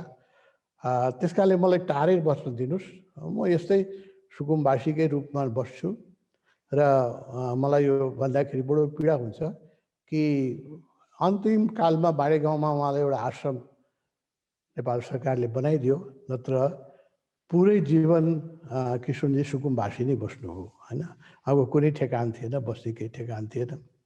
उहाँको पहिचानै एउटा फलामको सुट, त्यो बक्सा, एउटा सुराही र एउटा चाहिँ छाता होइन, त्यो एउटा प्रतीकै बन्यो उहाँको निष्ठा, उहाँको इमान्दारी र उहाँ त्यागको। त्यो आज पनि बाडे गाउँको आश्रममा सुरक्षित छ। उहाँको आध्यात्मिक पक्षका केही बडा महत्त्वपूर्ण कुराहरू छन् जो समाजमा आएका छैनन्, जो व्यक्तिगत भेटमा मलाई उहाँले सुनाउनु भयो, अरू मित्रलाई पनि सुनाउनु भयो होला, तर अरू मित्रले त्यसलाई ध्यान दिनु भएन त्यति। जस्तो एउटा कुरा उहाँले मलाई सुनाउनु भयो कि जब बिपी मोहन शमशेरले बिपीलाई थुनिराखेका थिए र बिपी अनसन गरिराख्नु भएको थियो, सिंहदरबारमा सायद थुनेको थियो पुलिस ब्यारेकमा, र बिपी अनसन गरिराख्नु भएको थियो। किशोरजी चाहिँ कलकत्तामा हुनुहुन्थ्यो र गान्धीजी कलकत्ता आउनु भएको थियो। यो 2007 सालभन्दा अगाडिको कुरा, 2006 सालको होला सायद। अनि किशोरजीलाई आफ्नो नेताप्रति अत्यन्त निष्ठा र प्रेम थियो। उहाँलाई बिपी अनसन गरिराख्नु भएको छ, त्यसको पीडा थियो र बिपीलाई जेलबाट मुक्ति गराउनलाई उहाँले गान्धीजीलाई भेट्न जानुभयो। गान्धी, उहाँको आशय के थियो भने गान्धीजीले एउटा चिठी लेखिदिउन् या फोन गरिदिउन् मोहन शमशेरलाई, त्यसपछि बिपी अनसनमा हुनुहुन्छ, आमरण अनसनमा हुनुहुन्छ, अनि बिपी मर्नुहुन्छ यदि उहाँले छोडिएन भने, पनि त्यो पीडा बोकेर उहाँ गान्धीजी कहाँ जानुभयो। हामीलाई यहाँ धेरै मित्र हुनुहुन्छ जो किशनजीसँग सँगै बसेर हामी सत्सङ्ग गर्ने, दिप कुमारजी, आदरणीय दिप कुमारजी हुनुहुन्छ, धेरै मित्रहरू हुनुहुन्छ जो यो कथा सुन्नुभयो होला। किशनजीले भन्नुभयो कि म गान्धीजीको जब रुममा प्रवेश गरेँ, गान्धीजीको टाउको पछाडि जस्तो हामीले पिक्चरहरू बनाउँछौँ र भगवान्हरूको पछाडि औराको वलय बनाउँछौँ, औराको चक्र बनाउँछौँ, त्यस्तो मैले एउटा, त्यो हामीले पिक्चरहरूमा बनाउँछौँ, देउताहरूलाई बनायो भने त्यसको पछाडि एउटा प्रकाशको चाहिँ हामी सर्किल बनाउँछौँ, त्यो प्रतीकात्मक हो। किनभने दिव्य पुरुषहरूको पछाडि त्यस्तो औरा हुन्छ, उसको चाहिँ त्यो धेरै उच्च कोटिका साधकले मात्रै हेर्न सक्छन्, सामान्य आँखाले देख्न सकिँदैन। अहिले जुन एकदम धेरै एडभान्स क्यामेरा क्लियर फोटोग्राफीको रिसर्च बन्दैछ, त्यसले कहिलेकाहीँ त्यो क्याच गर्छ, त्यो एकदम बडो सेन्सिटिभ, त्यसले चाहिँ एनर्जी औराको पनि पिक्चर लिन्छ क्लियर फोटोग्राफीले, नत्र आँखाबाट देख्ने कुरा होइन। किशनजीले युवा हुनुहुन्थ्यो र त्यो बेला उहाँको जीवन पनि कुनै सन्तको दृष्टिकोणबाट डिसिप्लिन जीवन थिएन, खानापिना सबै कुरामा उहाँ स्वच्छन्द व्यक्तित्व नै हुनुहुन्थ्यो। उहाँ गान्धीजीको नजिक जाँदाखेरि उहाँले गान्धीजीको पछाडि, महात्मा गान्धीको पछाडि औरा देख्नुभयो, प्रकाश वलय देख्नुभयो। त्यसको महत्त्व सायद तपाईँ अरू व्यक्तिले त्यति नबुझ्ला, हामी जोगीहरूलाई थाहा छ। धेरै माथि साधनाको धेरै माथि गइसकेपछि जब साधकको थर्ड आई फङ्सन गर्न थाल्छ, तृतीय आँखा फङ्सन गर्न थाल्छ, तब रेयरली जोगीहरूले त्यो आफ्नो नेकेड आईले त्यो औरा देख्न सक्छ। त्यो क्षमता किशनजी, युवा किशनजीमा युवा अवस्थामै थियो र एकचोटि होइन, उहाँले भन्नुभयो गान्धीजीसँग रिक्वेस्ट गर्नुभयो, चिठी लेखिदिनुहोस्। गान्धीजीले चिठी लेख्नुभयो मोहन शमशेरजीलाई कि उहाँलाई बिपीलाई छोडिदिनुहोस्, बिपी चाहिँ आमरण अनसनमा हुनुहुन्छ भनेर चिठी लेख्नुभयो। उहाँ तर राणाका त्यहाँ गुप्तचरहरू थिए, उनीहरूले काठमाडौँ फोन गरिदिइहाले कि गान्धीजी चाहिँ बिपीलाई छोडिदिनु भनेर व्यक्तिगत चिठी लेख्नु भएको छ प्रधानमन्त्रीलाई भनेपछि त्यो चिठी नआइपुग्दै, चिठी आउनलाई त त्यो बेला टाइम लाग्थ्यो, त्यो बेला इमेल इन्टरनेट सब केही थिएन। जेनरल मान्छे लिएर आउँदाखेरि पनि दुई दिन लाग्थ्यो कलकत्ताबाट काठमाडौँ पुग्नलाई, 2-3 दिन लाग्थ्यो। त्यो चिठी नपुग्दै त्यो खबर यहाँ आइपुग्यो टेलिफोनबाट र बिपी बेलुका छुट्नुभयो। गान्धीजी नै इन्टरभेन गरिराख्नु भएको छ भने मोहन शमशेरले बिपीलाई छोडिदिनु भयो। बिपी छुटेपछि किशनजीले भन्नुभयो कि फेरि म भोलिपल्ट बिपीलाई गान्धीजीलाई धन्यवाद दिन गएँ कि तपाईँले चिठी जुन लेखिदिनु हो त्यो चिठी नेपाल नपुग्दै त्यसको प्रभाव नेपालमा पर्यो र हाम्रो नेता चाहिँ जेलमुक्त हुनुभयो, म धन्यवाद दिन आएको छु। किशनजीले हामीलाई सुनाउनु भएको, यहाँ उपस्थित धेरै मित्रलाई कुरा सुनाउनु भयो होला। त मेरो लागि त बडो महत्त्वपूर्ण कुराहरू, मित्रलाई त्यो कति महत्त्वपूर्ण होला मलाई थाहा छैन। किशनजीले भन्नुभयो, फेरि म आश्चर्यचकित भएँ कि गान्धीजी बसिराख्नु भएको थियो, त उहाँको पछाडि चाहिँ मैले औरा सेतो प्रकाशको सर्किल देखेँ। अब गान्धीजी सन्त हुनुहुन्थ्यो, आध्यात्मिक पुरुष हुनुहुन्थ्यो, इमान्दार हुनुहुन्थ्यो। उहाँको पछाडि त्यस्तो औरा म्याग्नेटिक इलेक्ट्रोम्याग्नेटिक फिल्ड, प्रकाशका फिल्ड बन्नु चाहिँ हाम्रो योगको दृष्टिकोणले एकदम स्वाभाविक हो, ठिक हो। गान्धीजी जस्तो व्यक्तित्वको पछाडि त्यस्तो प्रकाशमान औराहरू हुन्छ। गान्धीजीको मात्रै हुँदैन, जो त्यो हाइटका व्यक्ति छन् त्यसको पछाडि हुन्छन्। गान्धीजीको पछाडि त्यो औरा हुनु आश्चर्य छैन। त्यो एउटा युवा कृष्ण प्रसाद भट्टराई, जो त्यो बेला नेपाली कङ्ग्रेसका चाहिँ सहायक महामन्त्री सायद हुनुहुन्थ्यो त्यो बेला, र युवा हुनुहुन्थ्यो, पछि बन्दुक पनि बोक्नुभयो र उहाँको सामान्य व्यक्तिले देख्यो भने उहाँको जीवन अलिक स्वच्छन्द टाइपको जीवन जिउनुभयो उहाँले। र त्यसलाई कहिले आफ्नो जीवन पद्धतिलाई कसैसँग लुकाउनु भएन, गोप्य रूपले उहाँले जीवनमा केही पनि गर्नु भएन। र त्यस्ता युवाले त्यो गान्धीजीको पछाडि औरा देख्नु भनेको हाम्रो योगको दृष्टिकोणले त्यो कृष्ण प्रसाद भट्टराईजी एक विलक्षण योगी हुनुहुन्थ्यो। कुनै पनि योग मार्गका प्रबुद्ध व्यक्तिसँग कुरा गर्नु हो भने उसले यो कुरा बुझ्छ र यो मान्छ कि कृष्णजी सामान्य व्यक्तिले त्यो हेर्नै सक्दैन, त्यो औरा हेर्न सक्दैन, क्षमता हुँदै हुँदैन, त्यो बहुत एडभान्स योगीमा हुन्छ।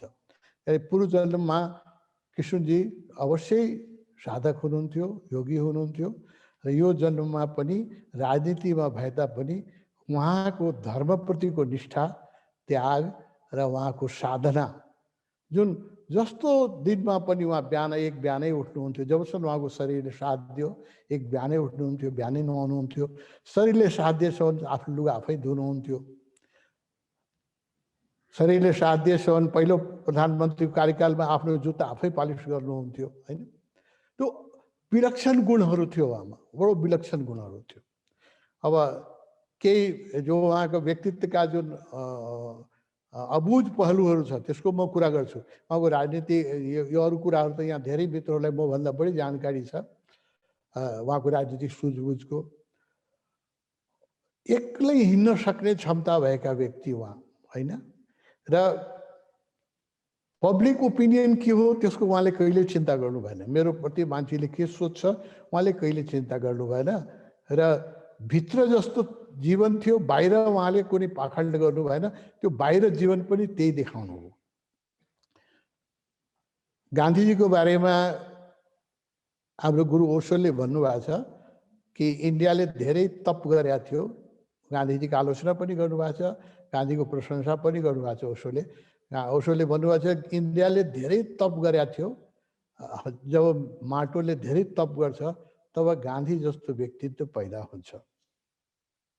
म यहाँ विद्वान मित्रहरूको अगाडि के भन्न चाहन्छु भने नेपालको भूमिले पनि धेरै तपस्या गरेका थियो, धेरै पुण्य गरेका थियो। तब कृष्णप्रसाद भट्टराई जस्तो व्यक्ति नेपालको दुईचोटि प्राइम मिनिस्टर हो र नेपाली कङ्ग्रेस त्यो बेलाको जुन मेन पार्टी थियो त्यसका 17 वर्षसम्म उहाँ प्रेसिडेन्ट हुनुभयो र नेपाली कङ्ग्रेसको सबभन्दा कठिन दिनहरूमा उहाँले चाहिँ नेतृत्व गर्नुभयो र पार्टीलाई एक ढिक्का राख्नुभयो र प्रत्येक यो किशनजीको एउटा व्यक्तित्वको अर्को विशेषता म भन्छु, सानोदेखि ठुलो व्यक्ति चाहे त्यो कुनै पदमा होस्, चाहे उसको कोही राजनीतिक हैसियत होस् या नहोस्, सानोदेखि ठुलो व्यक्ति पनि जब उहाँको अगाडि जान्थ्यो उहाँले यति उसलाई इम्पोर्टेन्स दिनुहुन्थ्यो, यति प्रेम दिनुहुन्थ्यो, यति महत्त्वसँग कुरा गर्नुहुन्थ्यो कि त्यो मान्छेले के भ्रम हुन्थ्यो भने किशनजी मलाई स्पेसली प्रेम गर्नुहुन्छ, अरूभन्दा बढी प्रेम गर्नुहुन्थ्यो। यो भ्रम हामी सबैलाई भएको थियो। यो जति यहाँ किशनजीका प्रेमीहरू सबैलाई यो बोध होला कि उहाँले उहाँसँग भेट्दाखेरि उहाँले यति एटेन्सन दिनु, तपाईँको आइडेन्टिटीसँग उहाँको मतलब थिएन। You are a human being and if you are a good human being it's more than enough. उहाँले यति एटेन्सन दिनुहुन्थ्यो, यति माया गर्नुहुन्थ्यो, यति प्रेम दिनुहुन्थ्यो। यो कुरा गर्दाखेरि नेपालका पूर्व प्रधानमन्त्री बाबुराम भट्टराईजीले पनि मलाई भन्नुभयो, हो स्वामीजी मलाई पनि यो भ्रम हुन्थ्यो, म भेट्न जाँदाखेरि मलाई उहाँले यस्तो महत्त्व दिनु, यति एटेन्सन दिनुहुन्थ्यो, मलाई लाग्थ्यो कि मभन्दा बढी कसैलाई माया गर्नुहुन्न।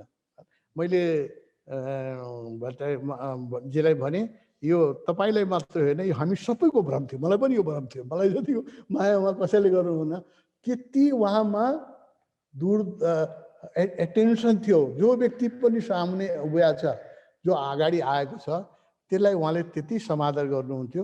उसको पद हेर्नुहुन्थेन, उसको पोजिसन हेर्नुहुन्थेन, उसको मानवीय गुणको उहाँले चाहिँ मूल्याङ्कन गर्नुहुन्थ्यो। यदि मानवीय गुण छ भने त्यो मान्छे गरिब होस्, हामी जस्तो सामान्य एउटा साधारण साधकलाई पनि उहाँले त्यत्तिकै महत्त्व दिनुहुन्थ्यो।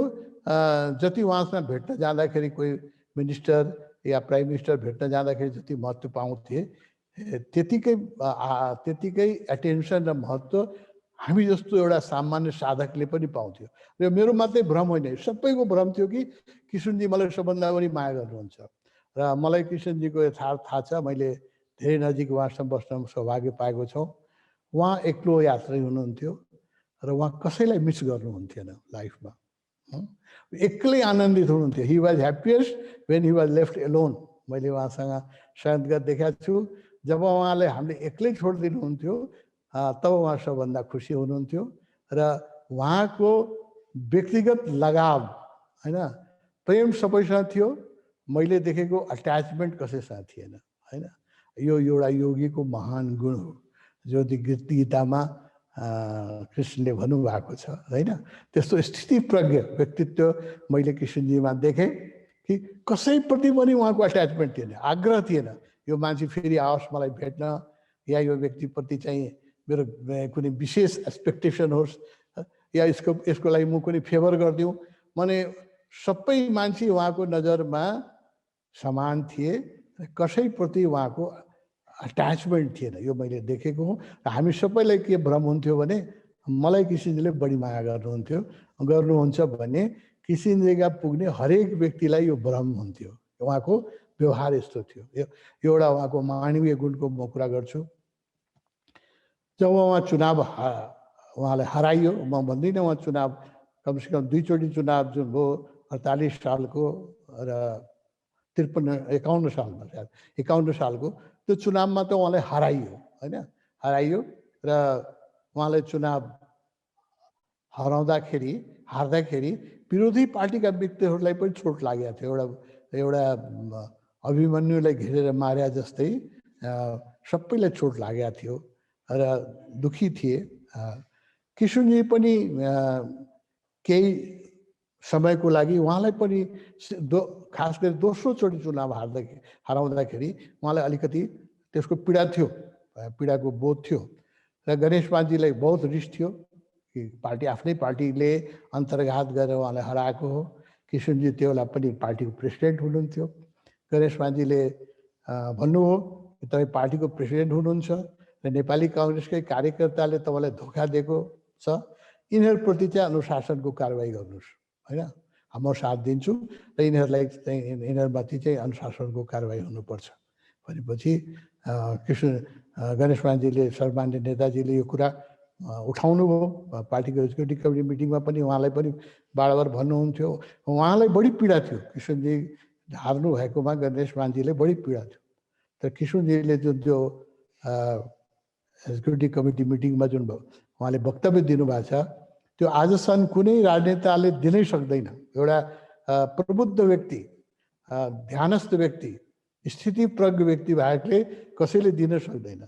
उहाँले के भन्नुभयो त्यो पार्टी मिटिङमा भने बार चुनाव हार्नु मेरै कर्म हो, मेरै कमी हो, मेरै कमजोर। 3 चोटि चुनाव हारिसक्नु भएको थियो होइन, गोर्खाको चुनाव यहाँको यो मेरै आफ्नै कमी र कमजोरी हो र यसमा मेरा पार्टीका केही मित्रहरूले यदि अन्तर्घात गरेका छन् भने, मेरा पार्टीका कार्यकर्ताहरूले पनि मसँग अन्तर्घात गरेका छन् भने त्यो पनि म आफ्नै कमजोरी ठान्छु।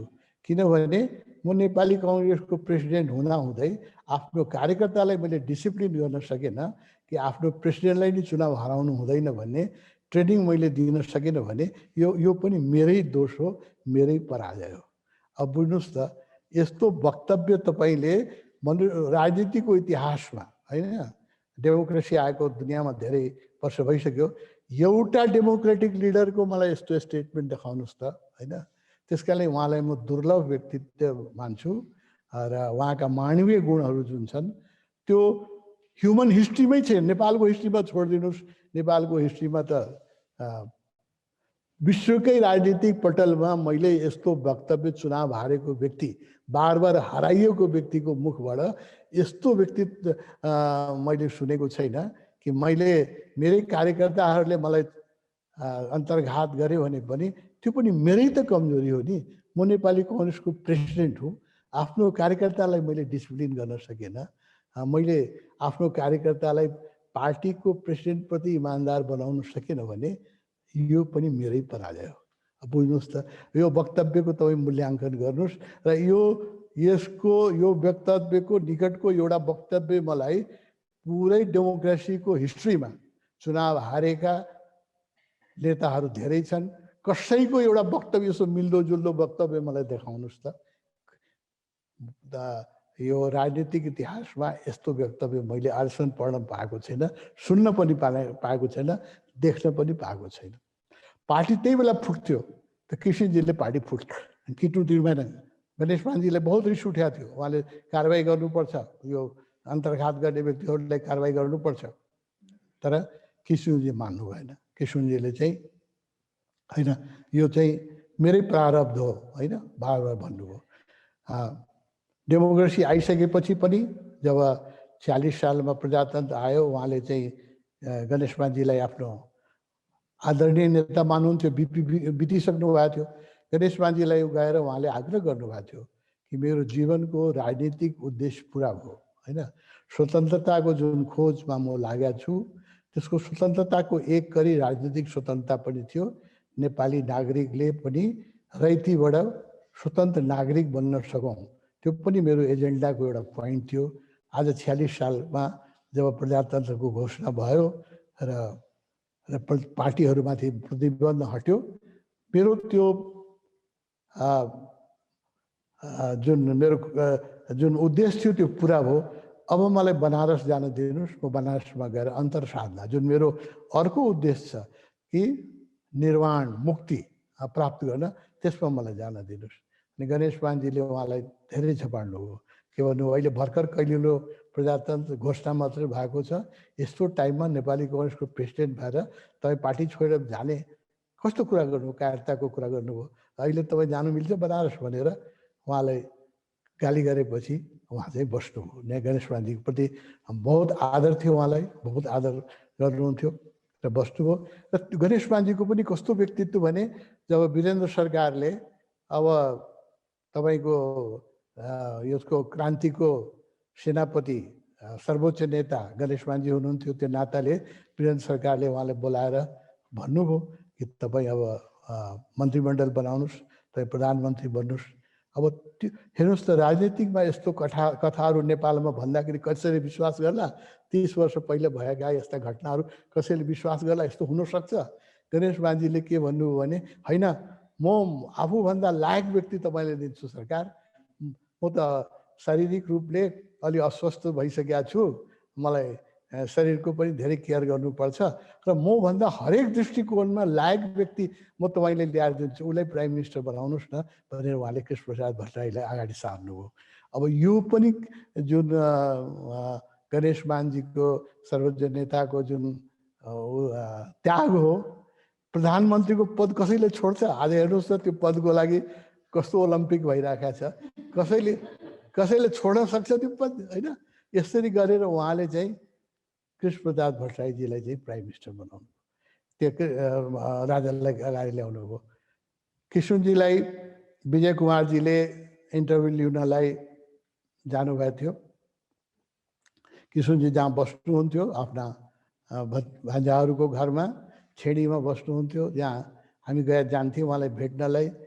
दिउँसो पनि कहिलेकाहीँ उहाँ बत्ती बाल्नु पर्थ्यो, एउटा सानो रेडियो थियो उहाँसँग, होइन, सानो कोठा थियो, सानो रेडियो थियो।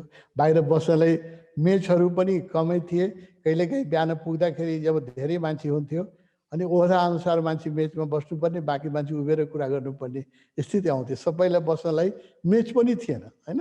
अब हामी बसिराखेकै बेलामा कोही अब ठुलो नेता आइपुग्नुहुन्थ्यो त हामीले मेच छोडिदिनु पर्थ्यो, हामी उभिएर कुरा गर्, मतलब लिमिटेड चेयरमा पनि लिमिटेड थियो, सानो कोठामा बस्नुहुन्थ्यो। विजय कुमारजीले त्यो इन्टरभ्यू लिनुभएको छ, त्यसमा उहाँले सोध्नु भएको छ कि तपाईँको जीवनको त जुन कुराको लागि तपाईँ सङ्घर्ष गर्नुभयो, यत्रो वर्ष जेल बस्नुभयो, 14 वर्ष जेल बस्नुभयो, आजनमा विद्रोही भएर बस्नुभयो, अविवाहित बस्नुभयो, यत्रो त्याग गर्नुभयो, त्यो त प्रजातन्त्र आयो र आज तपाईँ यो डेमोक्रेटिक मन्त्रीमण्डलको प्रधानमन्त्री नियुक्त हुनुभयो, तपाईँको जीवनको त आजभन्दा सुखी र सफल दिन मान्नुहुन्छ भने विजय कुमारजीले सोद्धाखेरि कृष्णजीले जवाब दिनुभयो, होइन, मेरो जीवनको लक्ष्य, अन्तिम लक्ष्य प्रधानमन्त्री हुनु होइन, मेरो जीवनको अन्तिम लक्ष्य चाहिँ निर्वाण हो, मुक्ति हो, होइन। र यो सम्पूर्ण मनुष्यको कमी कमजोरीबाट मुक्त भएर निर्वाण प्राप्त गर्नु नै मेरो जीवनको अन्तिम लक्ष्य हो। यो लक्ष्यकै बिचमा राजनीतिक स्वतन्त्रता पनि एक खुर्किलो थियो। राजनीतिक स्वतन्त्रता पनि हुनुपर्छ, मानवाधिकार मान्छेलाई बोल्ने आजादी हुनुपर्छ, त्यो पनि एउटा खुर्किलो थियो। त्यो खुर्किलो मात्रै आज मैले पार गरेँ, तर मेरो लक्ष्य यसलाई नमान्नुहोस्, मेरो अन्तिम लक्ष्य त निर्वाण हो। र निर्वाणको पथमा आइपुगेको यो अचानकको एउटा प्रश्न हो। अब प्रधानमन्त्री भइरहेको आज घोषणा भएको व्यक्तिको भाषण सुन्दाखेरि कस्तो लाग्यो, कुनै जोगीले, कुनै महात्माले आश्रममा बसेर बोलिरहेको कुरा जस्तो लाग्यो, होइन। प्रधानमन्त्री, अरू प्रधानमन्त्रीको इन्टरभ्यू भएको भए तपाईँ के सुन्नुहुन्थ्यो, मेरो एजेन्डा यो छ, नेपाललाई म सिङ्गापुर बनाइदिन्छु, केही दिनमा चाहिँ यहाँ रेल आउँछ, अनि पानी जहाज आउँछ, के हुन्छ, होइन। त्यस्ता भाषण सुन्ने अपेक्षा जनताले, हामीले त्यही अपेक्षा गरेका थिए कि किशुनजीले यस्तै भाषणहरू दिनु होला, आगामी स्वर्णिम दिनहरू देखाउनु होला। उहाँले कस्तो स्पष्टवादी भन्नुभयो कि यो मेरो लक्ष्य, अन्तिम लक्ष्य होइन, यो त आइपुगेको एउटा खुर्किलो हो, मेरो अन्तिम लक्ष्य त निर्वाण हो, निर्वाण। अब मैले धेरै पोलिटिसियनको त सङ्गत गरेका छैन, तर वर्ल्ड पोलिटिक्सका केही लिट्रेचरहरू मैले पढाएको छु। मैले अर्को प्यारलल लिट्रेचरै देख्दिनँ, प्यारलल वक्तव्य देख्दिनँ कुनै प्रधानमन्त्रीले, होइन। मोदीजी पनि एउटा योगी जस्तै व्यक्तित्व भएको प्रधानमन्त्री मानिन्छ, लाल बहादुर शास्त्री पनि त्यस्तै हुनुहुन्थ्यो, तर कसैको पनि मैले यस्तो व्यक्तित्व देखेको छैन कि मेरो मुक्तिको मार्गमा आइराखेको यो राजनीतिक मुक्ति चाहिँ एउटा खुर्किलो मात्रै हो भनेर मैले आजसम्म कुनै पोलिटिसियनको, तपाईँले पढ्नुभयो भने मलाई बताउनु होला, मैले अहिलेसम्म पढाएको छैन, कहीँ सुने पनि छैन, होइन। एउटा प्रधानमन्त्री आज नियुक्त भएको प्रधानमन्त्री कति खुसी हुनुपर्ने। उहाँ त्यही धोती लाएर बस्नु भएको थियो त्यो कोठामा होइन, भुइँमै बसेर। विजय कुमारजीको इन्टरभ्यू ऐतिहासिक इन्टरभ्यू हो, त्यसमा उहाँले बोलिराख्नु भएको छ कि होइन, यसलाई लक्ष्य नमान्नुहोस्, मेरो लक्ष्य त मुक्ति हो। यो मुक्तिप्रति, निर्वाणप्रति उहाँको कमिटमेन्ट र उहाँको उत्साह र उहाँको अवेरनेस मैले कहिले लुज भएको देखिनँ उहाँलाई। मैले जति वर्ष उहाँसँग सङ्गत गरेँ, उहाँको जीवनको अन्तिम लक्ष्य जुन थियो त्यो निर्वाण नै थियो, मुक्ति नै थियो होइन। त्यो अरू पार्टीमा धेरै उतार चढाव आए। उहाँको व्यक्तित्वमा जो कृष्णले गीताका दोस्रो अध्यायका अन्तिम केही श्लोक स्थिति प्रज्ञको श्लोक छ, कि सुखमा दुःखमा, मानमा अपमानमा, जयमा पराजयमा व्यक्ति चाहिँ स्थिर रहनुपर्छ होइन। त्यो व्यक्तित्व जोगीहरूमा भेट्न पनि गाह्रो छ।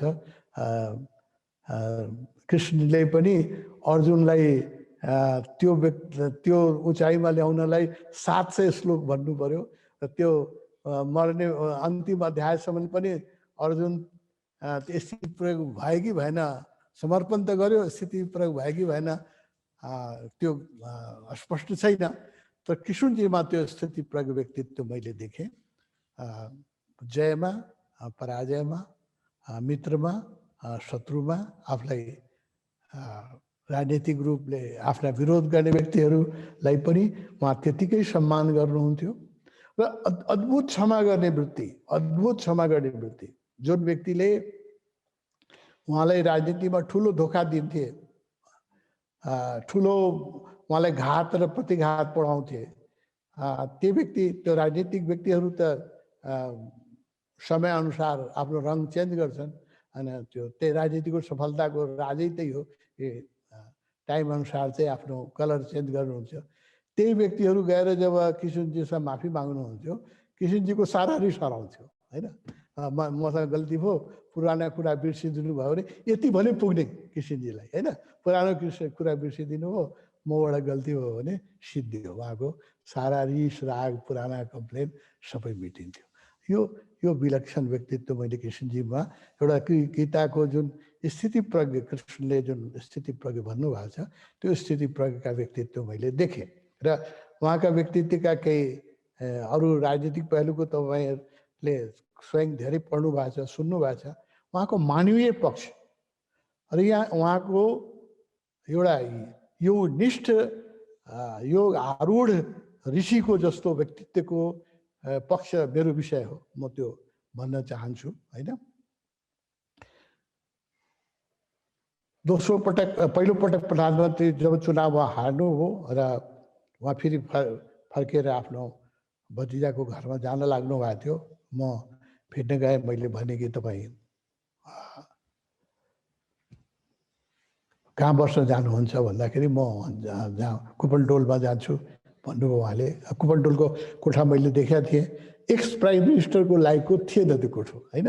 त्यो कोठा चाहिँ एउटा क्रान्तिकारी योद्धाको लागि थियो, तर एक्स प्राइम मिनिस्टरलाई त धेरै मान्छे भेट्न आउँछ, एम्बेसडर भेट्न आउँछ तपाईँलाई अब होइन, अनेक राजदूतहरू आउँछन्, अनेक व्यक्तित्वहरू आउँछन्, त्यो तपाईँको लायकको त्यो कोठा छैन होइन। अनि कहाँ जाने भनेर भन्नुभयो। मैले भने अब तपोवन हामीले बनाइरहेको थिएँ, यहाँ ठुलो ठाउँ छ, म एउटा हजुरको लायकको एउटा कोठा, र अरू मित्रहरूले पनि मलाई भन्नुभयो किशुनजी वस्त्र मान्नुहुन्छ भने म पैसा दिन्छु, त्यहाँ कोठा बनाउनुहोस् न। अनि मैले भने एउटा तपाईँको लागि इज्जतको लायकको एउटा कोठा हामी बनाउँछौँ, तपोवन आएर बस्नुहोस् भने मैले। अनि उहाँले भन्नुभयो, त्यो बेला तपोवनको यो बाटोमा सार्वजनिक यातायात चल्थेन, यो 48 सालको कुरा हो। ट्याक्सीबाटै आउनु पर्थ्यो, सार्वजनिक यातायात चल्थेन। उहाँ आइसक्नु भएको थियो, उहाँ देख्नु भएको थियो। उहाँले के भन्नुभयो भने मेरा कार्यकर्ता त्यहाँ कसरी पुग्छ, मेरो सबै कार्यकर्ता त ट्याक्सी चढ्न सक्दैन बाबु, ट्याक्सी चढ्न पैसा पनि हुँदैन उनीहरूसँग, त मेरो कार्यकर्ताहरू त्यहाँ कसरी पुग्छ, त्यस कारणले मैले सहरबाट अहिले त्यति टाढा गएर बस्न मिल्दैन भनेर उहाँ फेरि आफ्नो कुपनटोलमा त्यही कोठामा गएर बस्नुभयो। र उहाँको अर्को एउटा मानवीय पक्षको म कुरा गर्छु। पछि दोस्रो पटक प्रधानमन्त्रीबाट जब उहाँले राजीनामा दिनुभयो र जुन उहाँले त्यो बेला विकल्प थियो त्यो बेला म बहुत नजिक थिएँ उहाँको। हामी लगभग त्यो दिनभरि 2-4 दिनदेखि हामी दिनभरि उहाँसँगै थिएँ। धेरै सुझाव आइरहेको थिए। कसैले भन्थे कि प्रधानमन्त्रीको त अधिकार छ, पार्लियामेन्ट चाहिँ विघटन गरिदिनुहोस्, अर्को चुनाव घोषणा गरिदिनुहोस् होइन। तपाईँकै नामबाट नेपाली कङ्ग्रेस जितेर आएको छ, फेरि तपाईँकै नामबाट नेपाली कङ्ग्रेस जित्छ, यो त प्रधानमन्त्रीको अधिकार हो भन्दाखेरि उहाँले मान्नु भएन त्यो होइन। त्यो डेमोक्रेटिक क्यारेक्टर हेर्नुहोस्, त्यो उहाँले मान्नु। अनेक मित्रहरूको त्यस्तो आग्रह थियो, यो तपाईँको अधिकारको कुरा हो र योभन्दा पहिला सबैले गरिसकेका थिए, त्यो पावर युज गरी यो परम्परा बसिसकेका थियो। धेरै मान्छेले पूर्व प्रधानमन्त्रीहरूले चाहिँ अहिले युवराजजीले भन्नुभयो 4-5वटा प्रधानमन्त्रीले यो गर्नुभएपछि पनि यो प्रधानमन्त्रीको अधिकारको कुरा हो। किशनजीले मान्नु भएन होइन, मान्नु भएन। र जुन पार्लियामेन्टमा गएर उहाँले जुन वक्तव्य दिनुभयो कि देशभक्त इमान्दार व्यक्तिहरूलाई यो देशमा जुन अपमान र जुन छलकपट गरिन्छ त्यसको एउटा करी मात्रै म हुँ। यस्ता धेरै भीमसेन थापादेखि लिएर उहाँले पुरा इतिहास भन्नुभयो। त्यो पार्लियामेन्टमा उहाँले दिएको प्रवचन सुनेर जसको हृदयमा प्लास्टिकको हृदय थियो, फलामको हृदय थियो, त्यो मात्रै नरोएको होला होइन। यो मुटु भएका नेपालीको आँखा सबैको रसाएको थियो। त्यो प्रवचन रेडियो टिभीबाट ब्रोडकास्ट हुँदाखेरि जुन उहाँले बोल्नुभयो, र अहिले पनि ऐतिहासिकै प्रवचन लेक्चर छ उहाँले जुन उहाँले भन्नुभयो। सायद म यो प्रधानमन्त्रीको उसबाट अन्तिमचोटि पार्लियामेन्टमा उभिरहेको छु तपाईँहरू भन्दाखेरि मैले देखेँ विरोधी पार्टीका नेताहरूको पनि आँखा रसाएको थियो होइन। विरोधी जो एमालेका नेताहरू थिए, मैले बडो गौरले देखिराखेका थिएँ। उनीहरूको आँखा पनि जो किशनजीले भन्नुभयो कि म अन्तिमचोटि चाहिँ यो पार्लियामेन्टको प्राइम मिनिस्टरको रूपमा यो पार्लियामेन्टमा उभिएर बोलिरहेको छु, सायद म अब यो पार्लियामेन्टमा फेरि आउनेवाला छैन भन्दाखेरि मैले देखेँ माधव नेपालजीको आँखा पनि रसाएको थियो। आदरणीय पूर्व प्रधानमन्त्रीजीको उहाँको आँखा पनि रसाएको थियो। विरोधी पार्टीका मान्छे पनि आँखामा आँसु ल्याएका थिए। यस राजनीतिमा फलामका हृदय भएका व्यक्ति, प्लास्टिकका हृदय भएका व्यक्तिहरू सफल हुन्छन्। यस्ता व्यक्तिहरू धेरै खुसी थिए। तिनीहरूको खुसीको त ठेगानै थिएन होइन। कि किसिमले ठाउँ शान्तिपूर्वक खाली गरिदिनु भयो। उहाँले चाहिँ दुःख दिन सक्नुहुन्थ्यो, पार्लियामेन्ट चुनाव गराउन सक्नुहुन्थ्यो, तिनीहरू सुखी थिए। बाँकी अधिकांश नेपालीको आँखा त्यो दिन रसाएको थियो। त्यो अहिले पनि त्यो भाषण उहाँको छ, सुन्न लागेको छ। उहाँका व्यक्तित्वका 1-2वटा पक्षहरू म भन्छु जसले बताउँछ कि he is a extra ordinary human being. यो राजनीतिक व्यक्तित्वमा यस्तो आध्यात्मिक गुण भएको व्यक्तित्व कि त गान्धीजी नै हुनुहुन्थ्यो होइन। र गान्धीजी र नेपालका गान्धीजी हामी भन्छन् मान्छेले, सन्त नेता कृष्णजीलाई भन्छ महात्मा गान्धीलाई महात्मा उपमान रविन्द्रनाथ ट्यागोरले दिनुभयो। महात्मा गान्धी भन्न थाल्नुभयो, पुरै राष्ट्रले महात्मा गान्धी भन्यो। रविन्द्रनाथ ट्यागोरले गान्धीजीले गुरुदेव भन्नुभयो, पुरै राष्ट्रले उहाँले गुरुदेव भन्यो। त्यस्तै सन्त नेता प्रत्येक व्यक्तिको मुखमा छ। उहाँका विरोधी व्यक्तिहरूले पनि मान्छ कि उहाँ सन्त नेता हुनुहुन्थ्यो। कृष्णप्रसाद भट्टराई सन्त नेताका जुन दुर्लभ राजनीतिक गुणहरू, सुझबुझ, एउटा हेर्नुहोस् 46 सालमा जब उहाँ प्रधानमन्त्री बन्नुभयो, 47 सालमा जब प्रधानमन्त्री बन्नुभयो, त्यो बेला संविधान बनाउनु, अहिले संविधान बनाउँदाखेरि 2 चोटि पार्लियामेन्टको चुनाव, संविधान सभाको चुनाव गर्नु पर्यो, कति गाह्रो हो। त्यो बेला संविधान बनाउनु कति गाह्रो थियो। त्यो उहाँको क्याबिनेटमा गणतन्त्रवादीहरू थिए जो चाहन्थे नेपाल गणतन्त्र घोषित होस्, एकदम एक्सट्रिम कम्युनिस्टहरू पनि थिए। राजावादीहरू थिए जो चाहन्थे कि सक्रिय राजतन्त्र होस्। प्रजातन्त्रवादी थिए जो चाहन्थे कि संवैधानिक राजतन्त्र होस् होइन। मानव अधिकारवादी थिए वो सम्मिलित सरकार थियो। त्यो एक पार्टीको नेपाली कांग्रेसको मात्रै सरकार थिएन, त्यो सम्मिलित सरकार थियो। र त्यो बेला आर्मी, पुलिस र प्रशासन टोटलै प्राइम मिनिस्टरको हातमा आइसकेको थिएन। त्यो त्यसमा पनि आर्मीमा र पुलिसमा त एकदमै राजाको वर्चस्व थियो हैन। र एकचोटि जब संविधानमा राजाको भूमिका के लेख्दै हुनुहुन्छ भनेर 13-14 जर्नलहरू एकदम आर्मी ड्रेसमा एक प्रकारले धम्काउनलाई नि हैन, किशनजीको प्राइम मिनिस्टर हुँदाखेरि किशनजी कहाँ पुग्नुभयो कि तपाईँको संविधानमा राजाको के भूमिका लेख्दै हुनुहुन्छ। एक प्रकारको इन्डाइरेक्ट थ्रेट नि थियो त्यो। र किशनजीले कस्तो राम्रो ह्यान्डल गर्नुभयो हेर्नुहोस्। त्यो 14-15 जना जर्नलहरू आर्मी ड्रेस लगाएर आएका छन्, बुट सुट लगाएर एकदम राजावादीहरू। राजाको भूमिका संविधानमा सशक्त भूमिका हुनुपर्छ भन्ने इन्डाइरेक्ट प्रेसर दिनलाई किशनजीले चाहिँ एउटा आधी धोती लगाउनुहुन्थ्यो, आधी धोती ऊ गान्धीजी जस्तो ओढ्नुहुन्थ्यो। त्यो धोती लगाएर बस्नुभएको थियो किशनजीले। उहाँले भन्नुभयो, तपाईँहरूलाई किन चिन्ता लाग्यो? प्रत्येक साता म राजासँग भेटिराखेको छु, प्रत्येक साता मेरो राजासँग कुरा भइराखेको छ। त्यो राजाको चिन्ता राजाले मलाई व्यक्तिगत रूपमा भनिहाल्नुहुन्छ नि। तपाईँहरूको काम यो होइन, राजनीतिमा हस्तक्षेप गर्ने तपाईँहरूको काम होइन, तपाईँहरूलाई भनेको आदेश बनाउने तपाईँहरूको काम हो भनेर 14 जर्नललाई उहाँले जुन जसरी रिटर्न गरिदिनु भयो, त्यो उहाँको व्यक्तित्वमा एउटा हिमालय जस्तो उहाँमा दृढ सङ्कल्प थियो कि कुनै परिस्थितिबाट नडराउने, कस्तै परिस्थितिबाट नडराउने। र 1 वर्षभित्र जुन 47 सालको संविधान आयो त्यसको मूल्याङ्कनै हुन सकेन।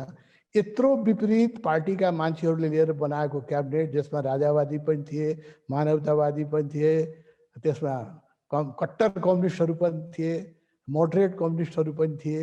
त्यो सबैलाई लिएर उहाँले कसरी संविधान बनाउनु भएको होला त्यो 1 वर्षभित्र।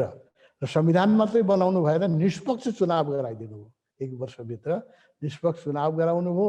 र त्यो चुनावमा योभन्दा निष्पक्षताको प्रमाण के हुन सक्छ कि संविधान बनाउने व्यक्ति र क्रान्तिका योद्धा र प्राइम मिनिस्टर स्वयं चुनाव हार्नुभयो, राजधानीबाट चुनाव हार्नुभयो होइन। योभन्दा बढी निष्पक्षताको के प्रमाण हुन सक्छ? र त्योलाई पनि अरू व्यक्तिको मनमा, सायद उहाँको मनमा केही दिन त केही पहिलोचोटि चुनाव हार्दाखेरि कम पीडा थियो, दोस्रोचोटि अलि बढी पीडा मैले देखेँ। तर उहाँ स्थिति प्रज्ञ जस्तै अब कुपनडोलमा फेरि गएर त्यो थोत्रो गाडीमा आफ्नो सुराही, छाता र टिनको बाक्सा लिएर हाँस्दै जानुभयो। र त्यहाँ आफ्नो फेरि हामीहरू जो भेट्न जान्थ्यो मान्छे, उसलाई त्यसै स्वागत गर्नुहुन्थ्यो, as if nothing has happened होइन। किशनजीलाई प्रेम गर्ने व्यक्तिहरू त्यो दिन बडो व्यथित थिए। म पनि बडो व्यथित थिएँ। मैले विमर्शमा एउटा लेख पनि लेखेका थिएँ कि त्यो एउटा विमर्श मात्रै, एउटा स्वतन्त्र पत्रिका थियो, धेरै पत्रिका थिएन।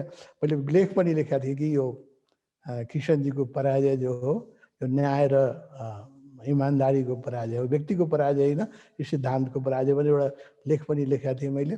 बडो पीडा, म धेरै दिनसम्म पीडित थिएँ। उहाँका हितैषी सबै दीप कुमार उपाध्यायजी हुनुहुन्छ, प्रदीपजी हुनुहुन्छ, सबैजना व्यथित थिए उहाँको चुनावको पराजयबाट। एक व्यक्ति मात्रै व्यथित थिएन, त्यो थियो कृष्णप्रसाद भट्टराई। उहाँ स्थिति प्रज्ञ, आउने मान्छेहरू त्यसरी हाँसेर स्वागत गर्नुहुन्थ्यो, त्यसरी बोल्नुहुन्थ्यो, त्यसरी कुरा गर्नुहुन्थ्यो होइन। उहाँका पक्षका केही कुरा भनौँ म जो उहाँको व्यक्तित्वको उचाइलाई देखाउँछ। योगमेहर श्रेष्ठजी, योगमेहर उपाध्याय, योगप्रसाद उपाध्यायजीले एकचोटि यो 46 साल पूर्व जब किशनजी पार्टी प्रेसिडेन्टै हुनुहुन्थ्यो, अनि पार्टी अफिसमा चाहिँ ट्याक्सीमा आउनुभएको थियो कुनै कारणले, अनि ट्याक्सीको खर्च 12 रुपियाँ लेखाउनु भयो। अनि किशनजीले चाहिँ उहाँलाई गाली गर्नुभयो, यो तपाईँले अहिले यस्तो पार्टी यस्तो विषम स्थितिबाट छ, प्रजातन्त्र भइसकेका थिएन, त्यो 42 साल 43 सालको कुरा होला। त्यो 12 रुपियाँ ट्याक्सीमा चढ्ने तपाईँलाई कसरी अहिले याउ आयो भनेर गाली गर्नुभएको उहाँले, 12 रुपियाँको लागि होइन। उहाँ जब नेपाली कङ्ग्रेसका मान्छेहरूले फर्म भर्थ्यो पार्टीको, 1 रुपियाँ त्यो बेला शुल्क थियो होइन। पार्टीको फर्म सदस्यता शुल्क 1 रुपियाँ थियो। त्यो 1 रुपियाँ मैले देखेको छु। 1 रुपियाँको नोट किशुनजीले त्यो सदस्यता शुल्कको जुन फर्म थियो त्यसमा क्लिप गर्नुहुन्थ्यो, पिन गर्नुहुन्थ्यो कि 1 रुपियाँ यताउता नहोस् होइन, 1 रुपियाँ यताउता नहराओस् भनेर त्यो पनि पिन गर्नुहुन्थ्यो होइन। यस्तो निष्ठा पार्टीको पैसाप्रति। एकचोटि मनमोहन भट्टराईजी पुग्नु भएको छ कुपनटोल, केही खर्च भएन, त्यो बेला यो 46 साल पहिलाको कुरा गर्छु म। केही मद्दत चाहियो, एकदमै बेखर्ची भएको छु भनेर पुग्नु भएको छ। अनि किशनजीले के भन्नुभयो भने, हेर मेरो कोट झुन्याएको छ भित्र, त्यसको बायाँ पकेटमा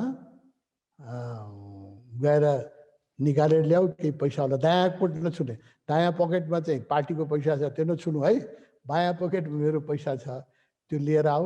र त्यसबाट चाहिँ उहाँले 50 रुपियाँ निकालेर उहाँलाई दिनुभयो। बेखर्ची भयो भने खर्च चल्ने, पार्टीको पैसा नछुनु है, त्यो मेरो पैसा। भने 50 रुपियाँको लागि हेर्नु, एउटा कार्यकर्ताले आफ्नो कार्यकर्ता जो उहाँप्रति मन प्राणले समर्पित कार्यकर्ता थियो त्यसलाई पनि उहाँले 1 रुपियाँ चलाउन दिनुहुन्थेन। यस्तो इमान्दारीको पनि एउटा अद्वितीय हुनुहुन्छ, एक्जाम्पल हुनुहुन्छ उहाँ। दुईटा पक्षको कुरा उहाँले गर्नुहुन्थ्यो। एउटा जब 10 वर्ष जेलपछि सुन्दरी जेलमा जेल बसेपछि 10 वर्षको जेल जीवन बडो टर्चरस हुन्छ र मान्छेलाई, अब हामी अहिले कोरोनामा 1-1.5 वर्ष मात्रै घरमा थुनेपछि कस्तो उकुस मुकुस भएको छ, बाहिर जाउँ जस्तो हुन्छ होइन। र 10-10 वर्षसम्म एउटै कोठामा थुनेर बस्दाखेरि कस्तो भयो होला त्यो कल्पना गर्नुहोस्। र त्यो कालमा उहाँ चाहिँ बिहानदेखि किताब पढ्नुहुन्थ्यो, त्यही रुटिन, बिहानदेखि किताब पढ्ने, दिनभरि पुस्तक प्रेमी व्यक्ति होइन। अनि प्रस्ताव आयो कि एउटा चिठी बिन्ती पत्र चाहिदिनु हो भने तपाईँ छुट्नुहुन्छ। बिन्ती पत्र पनि धेरै कम्प्रोमाइजिङ हुनु पर्दैन, अलिकति विनम्र भाषामा एउटा चिठी लेखिदिनुहोस् तपाईँ छुट्नुहुन्छ भने उहाँका नेताहरू सबैले चिठी लेखे। किशनजीलाई पनि भन्यो एउटा चाहिँ बिन्ती पत्र लेखेपछि हामी छुट्नेवाला छौँ, छुट्नुहोस् भनेपछि किशनजीले के को लागि बिन्ती पत्र लेख्ने, मैले कुन गल्ती गरेको छु र के को लागि म लेख्दिनँ। अनि उहाँलाई गणेशमानजी बिपीले सबले सम्झाए कि होइन जेलबाट छुट्नु, जेलमै मर्छौँ हामी, रामनारायण मिश्र मरे होइन, जेलमै थुन्दा थुन्दै मर्ने स्थितिमा उहाँलाई छोड्यो, मर्नुभयो। त्यसपछि जेलबाट निस्किन सधैँ मर्नुभयो क्यान्सरले। हामी पनि जेलमै मर्छौँ, यो चाहिँ निस्किनु पर्यो, बाहिर आएर नै राजनीति गर्ने हो, अहिले चाहिँ एउटा बिन्ती पत्र लेख्नुहोस् भन्ने उहाँलाई धेरै आग्रह। उहाँका मूर्धन्य नेताहरूले गर्दाखेरि पनि त्यो व्यक्तिको कस्तो व्यक्तित्व होला बुझ्छ। 10 वर्ष जेल बसिसकेको व्यक्तित्वले के भन्छ भने, होइन म तपाईँहरू लेख्नुहोस्, म बिन्ती पत्र लेख्दिनँ होइन। मैले कुनै गल्ती गरेको छु भने सानो बच्चासँग पनि माफी माग्छु, तर मैले कुनै गल्ती गरेको छैन भने राजासँग पनि माफी माग्दिनँ। मैले के गल्ती गरेको छु र भनेर। ती सबै मूर्धन्य नेताहरू छुटिसकेपछि 2 वर्ष एक्लै जेलमा बस्नुभयो होइन। पछि उहाँलाई नखु जेलमा सारियो। र यो दरबारमा कुरा भयो, यो बाहुन त अलि बसाइरहेछ, यसलाई अलिकति उ गर्नु पर्यो, टहलाउनु पर्यो भने भन्नुभयो कृष्णजी। त्यसपछि मेरो दालमा जेलमा जुन दाल आउँथ्यो त्यसमा झिङ्गाको मात्रा बढ्न थाल्यो। दाल कम हुन्थ्यो, झिङ्गा बढी हुन्थ्यो। झिङ्गा निकालेर म दाल भात खान्थेँ। त्यो टर्चर ताकि यसले समर्पण गरोस्, यसले सरेन्डर गरोस् भनेर यस्तो टर्चर गरिन्थ्यो। र उहाँ 2 वर्ष एक्लै जेलमा बस्नुभयो। पछि पनि उहाँलाई के आग्रह गरियो भने, अब यो विलक्षण व्यक्तित्वको लक्षणहरू बताउँछु। आफ्नो सिद्धान्तमा आफ्नो नेतालाई पनि सँग पनि नझुक्ने होइन। सबैजना छुट्टै, म बिन्ती पत्र किन लेख्छु भने, अब हेर्नुहोस् त रविन्द्रनाथ ट्यागोरले भन्नुभयो, तुम्हार कथा सुने कोही ना तिमी एक्ला चलो रे। यो एक्ला हिँड्ने साहस एउटा आत्मनिष्ठ व्यक्ति, यो आत्मबोध भएका व्यक्तिमा मात्रै हुन्छ। सामान्य व्यक्तिमा एक्लै हिँड्ने यस्तो साहस बहुत दुर्लभ छ। 2 वर्षपछि एक्लै नखु जेलमा सारियो, उहाँ त्यहाँ आनन्दसँग बस्नुभयो होइन। जेलमा उहाँका साथीहरूले बताउँथ्यो सुखी हुनुहुन्थ्यो, गीता पढ्नुहुन्थ्यो अरे, किताब पढ्नुहुन्थ्यो, जोक गर्नुहुन्थ्यो। उहाँको एउटा बानी छ, सेन्स अफ ह्युमर किसनजीको, जो आए पनि उसलाई जोक गर्नुहुन्थ्यो, बुढा बच्चा जसलाई पनि जोक गर्नुहुन्थ्यो होइन, राजालाई पनि जोक गर्नुहुन्थ्यो। दुईवटा प्रसङ्ग छ त्यस्तो होइन। कसैलाई चाहिँ छोड्नुहुन्थ्यो नि जोक गर्दाखेरि। मर्ने बेला लास्टमा जब उहाँ नर्विक हस्पिटलमा हुनुहुन्थ्यो, अन्तिम दिनहरू चलिरहेका थिए अनि नर्सहरू सेवा गरिरहेका थिए होइन। उहाँको त जोक गर्ने बानी, खास गरेर ठिठीहरूलाई हेऱ्यो भने बढी जोक गर्नुहुन्थ्यो सुरुदेखि नै उहाँको बानी। अनि त्यो नर्सहरू आएपछि उहाँले मर्नुको केही घन्टा अगाडिको म कुरा भन्दैछु होइन। अनि के भन्नु, नानीहरू तिमीले बिहा गरेको छ कि छैन भनेर सोध्नुभयो नर्सलाई होइन। जुन बेलुका उहाँले राति शरीर छोड्नुभयो त्यो दिन बिहानको कुरा गर्दैछु होइन। तिमीले बिहा गरेको छ कि छैन सोध्नुभयो। अनि कस्तो अहिले के कुरा गर्नुभयो प्रधानमन्त्री, यस्तो बेला यस्तो कुरा गर्ने हो भनेर उनीहरूले प्रतिरोध गर्दाखेरि, हेर टाइममा बिहा गर्न त मेरै गति होला है। र यो जोक उहाँले दिपेन्द्र सरकारलाई पनि गर्नुभएको एकचोटि मलाई सुनाउनु भएको थियो। दरबारमा जाँदाखेरि दिपेन्द्र सरकारले देख्दाखेरि, खोइ बिहाको के भइरहेछ सरकार, टाइममा बिहा गर्नुहोस् न त है, मेरो गति होला भनेर दिपेन्द्र सरकारलाई पनि जोक उहाँ कसैलाई छोड्नुहुन्थेन होइन। जोक गर्नमा मौका पायो भने कसैलाई छोड्नु मन थिएन। सेन्स अफ ह्युमर उहाँको यस्तो थियो, जीवनभरि हाँसिराख्नुभयो होइन। उहाँले केही चोटहरू लाग्यो होला, केही दिन उहाँलाई भित्र त चोट जरुर थियो, मैले भनिहालेँ। उहाँ जतिको चोट कसलाई लाग्यो होला। आफूले स्थापना गरेको पार्टी जब मेजोरिटी पार्टी बनिसकेको छ त्यो बेला त्यो पार्टी छोडेर राजीनामा गरेर निस्किनु पर्नु होइन। त्यही म भन्छु, यो राजनीतिक क्रान्तिहरूमा अध्यात्म जोडेन भने यस्तै हुन्छ। जुन गणेश मानजीलाई र कृष्णप्रसाद भट्टराईलाई नेपाली कङ्ग्रेस छोडाउनलाई त्यो बेलाको सरकार, राजतन्त्रले, त्यो बेलाको पञ्चायती शासनले अनेक प्रलोभन दियो र अनेक ताडना दियो र अनेक टर्चर गर्यो। तर गणेश मानजी र कृष्णप्रसाद भट्टराईजीले नेपाली कङ्ग्रेस छोड्नु भएन।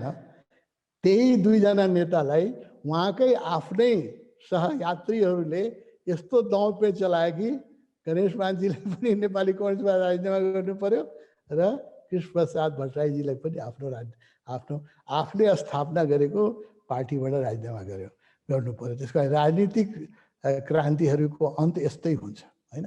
राजनीतिक क्रान्तिहरूको अन्त यस्तै हुन्छ।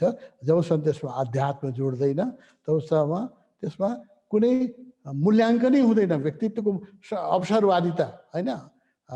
तपाईँको भ्यालु के छ त्यो बेला त्यति मात्रै तपाईँको मूल्य हुन्छ। तपाईँको केही मूल्याङ्कन, किसिमको मूल्याङ्कन नेपाली कङ्ग्रेसले कहिले पनि गरेन। मलाई यसको धेरै पीडा छ। र जबसम्म किसिमजीका इमान्दारी र उहाँको सत्यनिष्ठा र उहाँको चाहिँ प्रखर बौद्धिक धेरै वर्षसम्म पछि आएर केही उहाँलाई विस्मृतिहरू पनि थालेको थियो। तर 46 सालको जुन बेला उहाँ प्राइम मिनिस्टर हुनुहुन्थ्यो उहाँको हेर्नुहोस् त, 1 वर्ष 47 कति काम गर्नुभयो। संविधान 1 वर्षमा ल्याउनु असम्भव थियो होइन। प्राइभेट एयरलाइन्स खोल्नुभयो। नेपालमा प्राइभेट एयरलाइन्स थिएन, सबै गभर्मेन्टको आरएनसी एउटा थियो। ब्याङ्क थिएन प्राइभेट, सबै ब्याङ्क खोलिदिनु भयो, वा प्राइभेटाइजेसन गर्नुभयो। यत्रो ब्याङ्क आयो, यत्रो चाहिँ एयरलाइन्सहरू फस्टाए र नेपालमा एक प्रकारको जनतालाई म एउटा सम्मानित नागरिक हुँ भन्ने बोध उहाँले गराउनु भयो होइन। एक वर्षको शासनकालमा त्यो दुर्लभ व्यक्तित्वको गुणहरू हो। शरद सिंह भण्डारीजीको घरमा उहाँ बस्नुहुन्थ्यो। पछि शरदजी पछि सर्नुभयो र त्यही घरको तल उहाँले मेन घर, उहाँको पनि त्याग ठुलो छ। मेन घर उहाँले कृष्णजीलाई निर्विघ्न छोड्नु भएको थियो। तल एउटा चाहिँ आफ्नो सानो स्ट्रक्चर बनाएर तल बस्न थाल्नुभयो। एक दिन किशनजीले मलाई बोलाएर के भन्नुभयो भने, हेर्नुहोस् यो शरदजीको घर हो, उहाँ आफै तल बस्नुहुन्छ 2टा कोठामा, यत्रो घर चाहिँ मैले अगोटेर बसेको छु, मलाई चाहिँ ठिक लागिरहेको छैन। त्यस कारणले यसो काम गर्नुहोस्। एकजना मेरा हितैषी मित्रले मलाई 20 लाख रुपियाँ घर बनाउनु हो भने तपाईँलाई 20 लाख रुपियाँ दिन्छु भन्नुभएको छ। त्यस कारणले तपाईँले इन्जिनियर हुनुहुन्छ, एउटा सानो नक्सा कोर्नुहोस् त 20 लाख रुपियाँमा बन्ने। र यो शरदजीको घर अब मैले छोडिदिनु पर्यो, किनभने उहाँ आफै परिवार लिएर चाहिँ तल बस्ने, म चाहिँ पुरै दरबारले बस्ने, यो मलाई न्यायोचित लागिरहेको छैन। एकजना मित्रले मलाई 20 लाख रुपियाँ दिन्छु भन्नुभएको छ। तपाईँले 20 लाख रुपियाँमा बन्ने एउटा नक्सा कोर्नुहोस्, घर बनाऊ। अनि एकजना अर्को इन्जिनियर साहबलाई पनि भनेको थिएँ, उहाँले एउटा बनाएर पनि दिनुभएको छ। त म तपाईँलाई धेरै विश्वास गर्छु, तपाईँले कोर्नुहोस् भन्नुभयो। मलाई गुरु भन्नुहुन्थ्यो, गुरुले कोर्नुहोस् भन्नुभयो। मैले भने कृष्णजी यो म गर्न सक्दिनँ। पहिलोचोटि मैले उहाँलाई नाइ भने जीवनमा। मैले कृष्णजी यो काम मबाट हुन सक्दैन, किन भनेर सोध्नुभयो। मैले भने हेर्नुहोस्, तपाईँ जीवनभर सुकुम्बासी बस्नुभयो होइन। अब अहिले आएर तपाईँले आफ्नो घर बनाउनु हो भने तपाईँको त्याग तपस्या सबै बर्बाद हुन्छ। र 20 लाख रुपियाँ घर पनि राम्रो बन्दैन। तपाईँको जुन यस कोठा हुनुपर्छ, अमिताले कोठा हुनुपर्छ, मान्छे आउँछ तपाईँले भेट्न बैठक कोठा हुनुपर्छ, भान्सा हुनुपर्छ। 20 लाख रुपियाँमा सम्भव पनि छैन, 20 रुपियाँ बन्नु पनि बन्दैन। र तपाईँको जुन पहिचान छ होइन, त्यो तपाईँको सम्मान सुकुम्बासी हुनुमै छ। तपाईँले आफ्नो घर बनाउनु हो भने तपाईँको त्यो सम्मान र तपाईँको जुन उचाइ छ त्यो घट्छ। र 20 लाख रुपियाँमा कुनै घर पनि बन्दैन। बरु त्यसको सट्टा हामी कहीँ किशन शरदजीलाई यो घर छोड्नु छ भने हामी कहीँ अरू सरौँ। मैले हाचलमा मेरो घर थियो, त्यो तल आश्रम छ, माथि कोठाहरू छ, त्यहाँ सर्नुहोस् या तपोवन आउनुहोस्। तपोवन त त्यो बेला अलिक बनिसकेको थियो, तपोवन आउनुहोस्, त्यहाँ हामी बसौँ भने मैले उहाँलाई यो घर तपाईँको नक्सा चाहिँ म कोर्न सक्दिनँ भनेर मैले उहाँलाई पहिलोचोटि मैले कृष्णजीलाई नाइ भनेको जीवनमा होइन। बरु मार्मिक छन्, उहाँ र म मात्रै थिएँ कोठामा। उहाँले चाहिँ त्यो अर्को आँखामा आँसु निकाल्नुभयो। र जब उहाँ बडो भावपूर्ण हुनुहुन्थ्यो, इङ्ग्लिस बोल्नुहुन्थ्यो होइन। अनि उहाँले भन्नुभयो, Swamiji you are my best friend, you have save me होइन मेरे फ्रम ए पाप ग्रेट, मबाट ठुलो पाप हुन लागेको थियो, तपाईँले मलाई बचाउनु भयो। र यो जग्गाको एकजना इन्जिनियरले कोरेर एउटा ल्याएको थियो, यसलाई च्यातचुत गरेर ल यसलाई फालिदिनुहोस्, यो कुरा कसैलाई नभन्नु होला। आज म भनिरहेको छु तपाईँहरूलाई, यो कुरा कसैलाई नभन्नु होला, मलाई तपाईँले ठुलो पापबाट बचाउनु भयो, म तपाईँको अनुग्रहित छु भनेर यसरी हात जोडेर उहाँले भन्नु। अनि यो विशेषता थियो उहाँको व्यक्तित्वको होइन। जीवनभर सुकुम्बासी नै बस्नुभयो। पछि चाहिँ बाँडे गाउँमा जुन एउटा त्यो पनि हामीले भवन विभागले अलिकति ठुलो कोठा बनाइदिनुहोस्, अलिक ठुलो कोठा बनाइदिनुहोस् भने उहाँको कोठाहरू धेरै सानो थियो होइन। तपाईँ त्यसमा उहाँ सर्नुभयो आश्रममा। उहाँको नाउँमा न एक आना जग्गा कहीँ थियो, न कुनै ब्याङ्कमा खाता थियो होइन, न उहाँसँग कुनै सामान राख्ने कुनै ठुलो व्यवस्था थियो होइन। त्यही उहाँको जुन 2-4वटा लुगा थिए, कोही कसैले आएर ल्याएर दिदियो भने बडो इज्जत साथ, कसैले प्रेमीले ल्याइदियो भने लिनुहुन्थ्यो होइन, राख्नुहुन्थ्यो। र एकचोटि मलाई याद छ, प्राइम मिनिस्टर हुँदाखेरि उहाँ बलुवाटारमा उहाँलाई मैया देवीले तरकारी ल्याइदिनुहुन्थ्यो। र दिप कुमार उपाध्यायजीले पनि घरबाट त्यो उहाँ त सुकुम्बासी नै हुनुहुन्थ्यो, ल्याएर कसै चामल ल्याइदियो, कसैले दाल ल्याइदियो, यसरी चल्थ्यो उहाँ गुजारा। र त्यो दिप कुमारजीले अन्नसन ल्याइदिनुहुन्थ्यो, अनि उहाँले चाहिँ मैया देवीले चाहिँ तरकारी सरकारी ल्याइदिनुहुन्थ्यो पहिला। अब त्यही बानी थियो, प्राइम मिनिस्टर भएको बेला पनि ल्याउनु हो। अनि कृष्णजीले, म त्यहीँ थिएँ, मैया देवीले ल्याउनु भएको थियो, उहाँले चाहिँ कृष्णजीले गाली गर्नुभयो, हेर्नुहोस् अब म सरकारको प्रधानमन्त्री हुँ र मलाई सरकारले तलब दिन्छ, अब तपाईँले मलाई डबल तलब खुवाउने, तपाईँले पनि मलाई दिने पैसा, मैले सरकारले त तलब दिइराखेकै छ खानालाई, अब यो पाप मलाई नबोकाउनु, सब लिएर जानुहोस् होइन। जुन दिन मसँग केही थिएन तपाईँहरूले दिनुभयो, मैले स्वीकार गर्नुभयो, आज त म तलब पाइरहेको छु, मलाई यस्तो पाप नबोकाउनुहोस् भनेर उहाँले फिर्ता गर्नुभयो। उहाँको व्यक्तित्वका दुईवटा पक्ष म भन्छु, दुर्लभ पक्ष है त। त्यो बेला मोबाइल फोन चलेको थिएन। हामीहरू दोस्रोचोटि उहाँ प्राइम मिनिस्टर हुँदाखेरि प्रदीपजी, पूर्णबहादुरजी, दिप कुमारजी, हामी उहाँका बेडरुममा निर्विघ्न पस्ने हामीलाई थियो, सोझै बेडरुममै हामी पस्थ्यौँ र कुरा गर्थ्यौँ। एकचोटि के भएछ भने हामी त्यही बेडरुममा गएर बसेछु, अनि चिया खान मन लाग्यो, अनि चिया पकाउने कोही मान्छे थिएन। तल चाहिँ सरकारी तर्फबाट जुन सेवा सत्कार विभाग छ त्यसको कर्मचारी हुन्थ्यो र कोही भेट्न आयो भने उहाँलाई भेट्न कोही आयो भने उसलाई सत्कार गरिन्थ्यो। त गभर्मेन्ट खर्चमा तल ग्राउन्ड फ्लोरमा। माथि उहाँको आफ्नै किचन थियो जो अमिताजी हेर्नुहुन्थ्यो र अमिताजी बाहिर जानुभएको थियो। हामीले चिया खान मन लाग्यो, अनि खोइ चिया भने त कोही चिया पकाउने मान्छे छैन भनेपछि तल त्यत्रो छँदैछ नि भनौँ न भने फोन तलबाट कोही चिया ल्याइदिनुहोस् भनेर हामीले भने।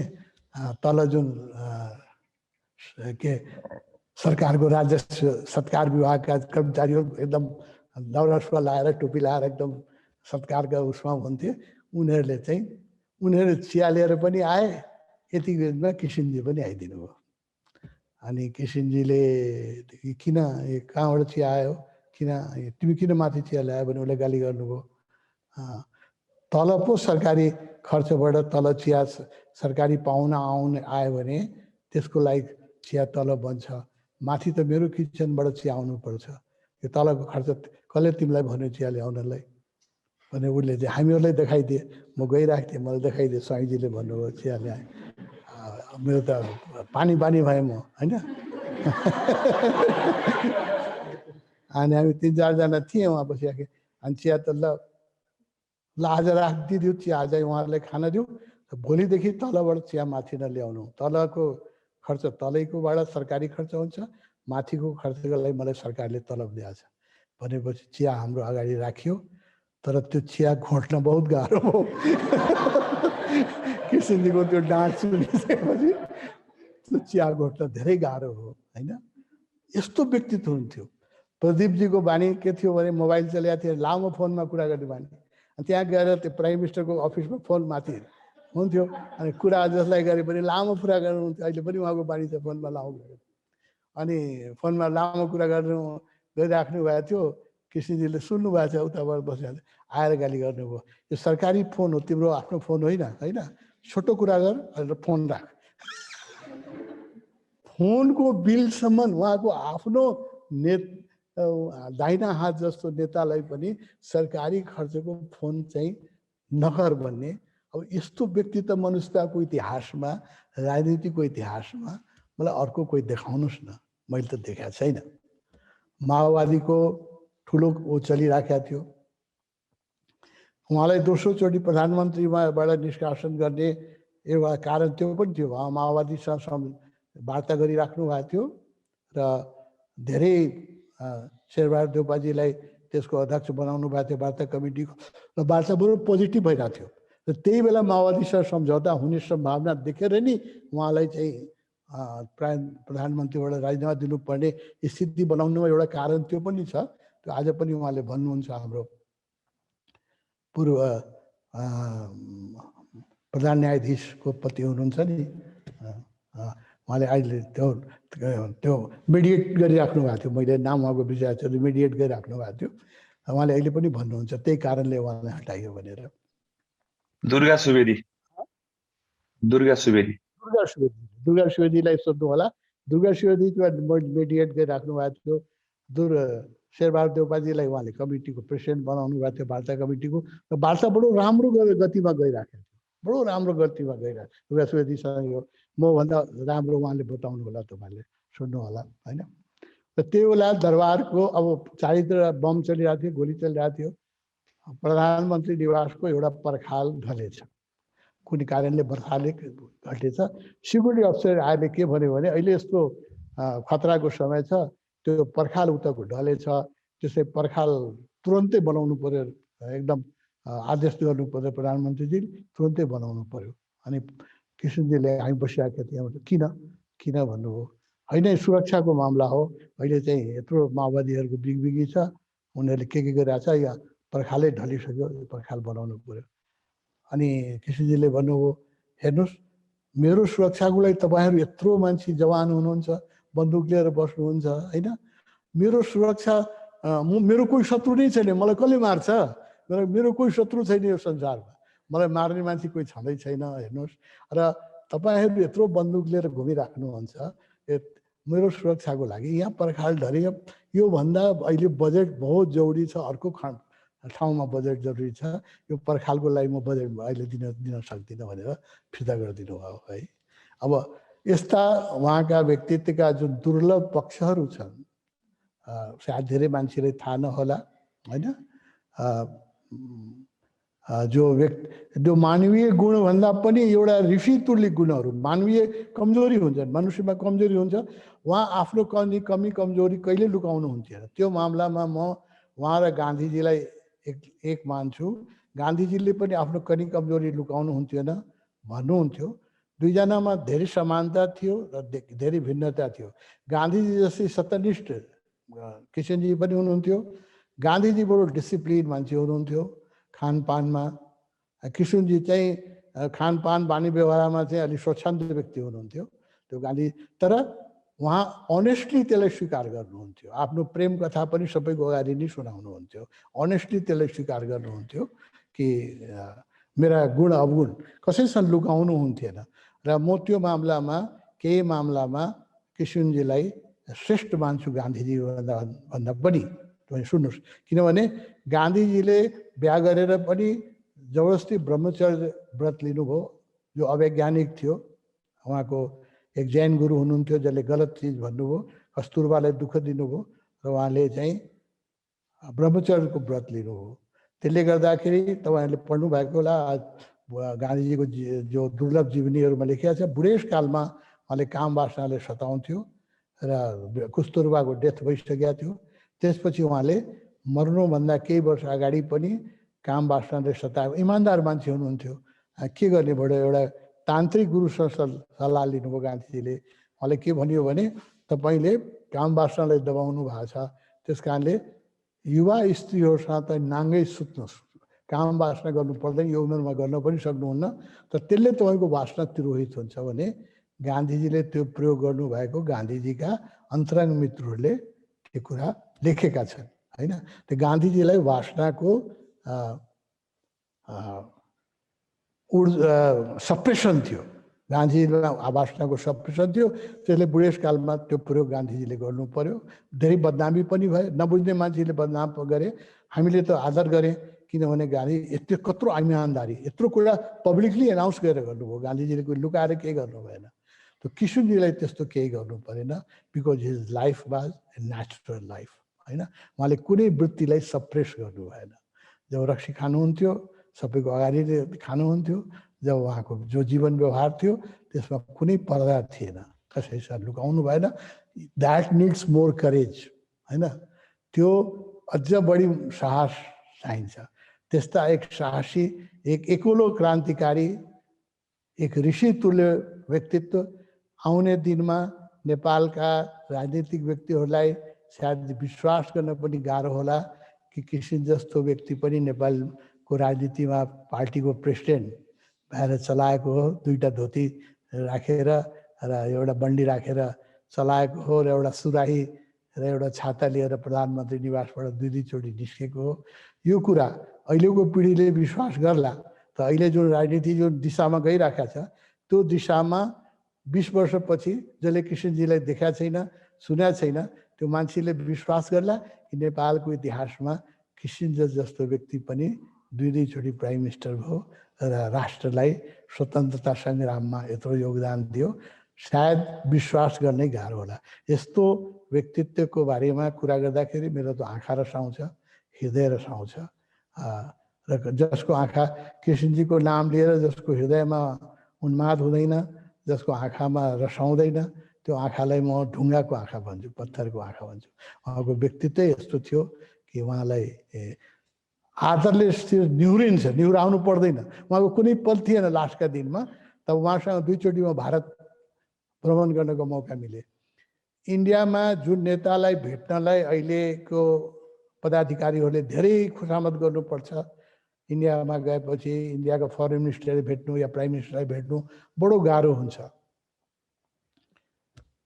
ती इन्डियाका प्राइम मिनिस्टरहरू जो किशनजी जब कुनै पदमा हुनुहुन्थेन, खुट्टा ढोक्नुहुन्थ्यो किशनजीको। होइन। एउटा त इन्डियाको कल्चर के छ, आफूभन्दा उमेरको गएको मान्छेले खुट्टा ढोक्ने चलन छ होइन। त्यो किसुनजीलाई खुट्टा ढोक्नुहुन्थ्यो र किसुनजी यात्रा गर्दाखेरि हाम्रो उहाँसँग साईबाबालाई भेट्न जाँदाखेरि बेङ्गलोरमा थिए, त्यहाँको राज्यपाललाई फोन गर्नुभयो, चिफ मिनिस्टरले फोन गर्नुभयो, आवाज कस्तो गर्नुहुन्थ्यो कृष्णजी भेट्नलाई होइन। होइन तपाईँसँग समय छ भने भेटौँ, नत्र तपाईँ आफ्नो घरमा सुखी रहनुहोस्, म आफ्नो घरमा धेरै सुखी छु।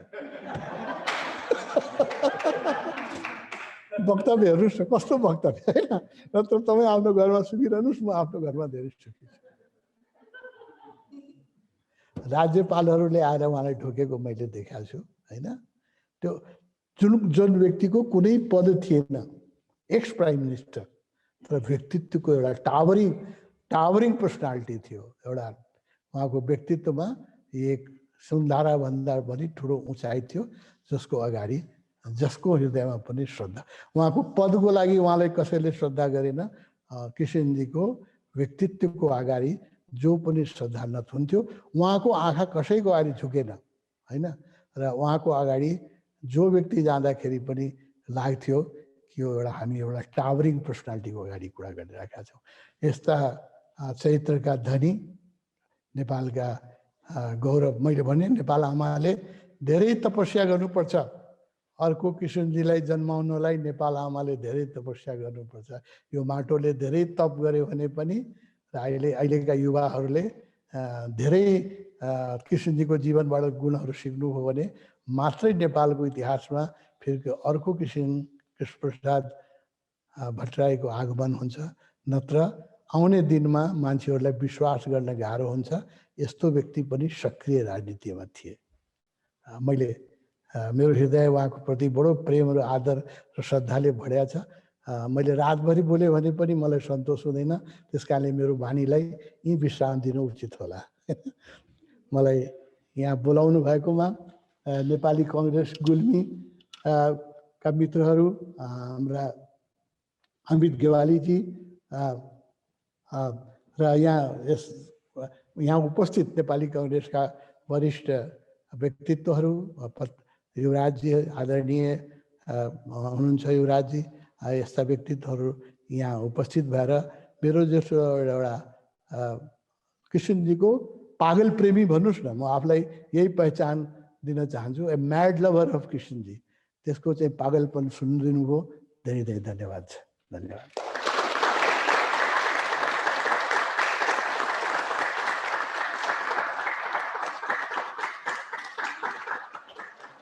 सर्वप्रथम आदरणीय स्वामी आनन्द अरुणप्रति हार्दिक नमन गर्न चाहन्छु।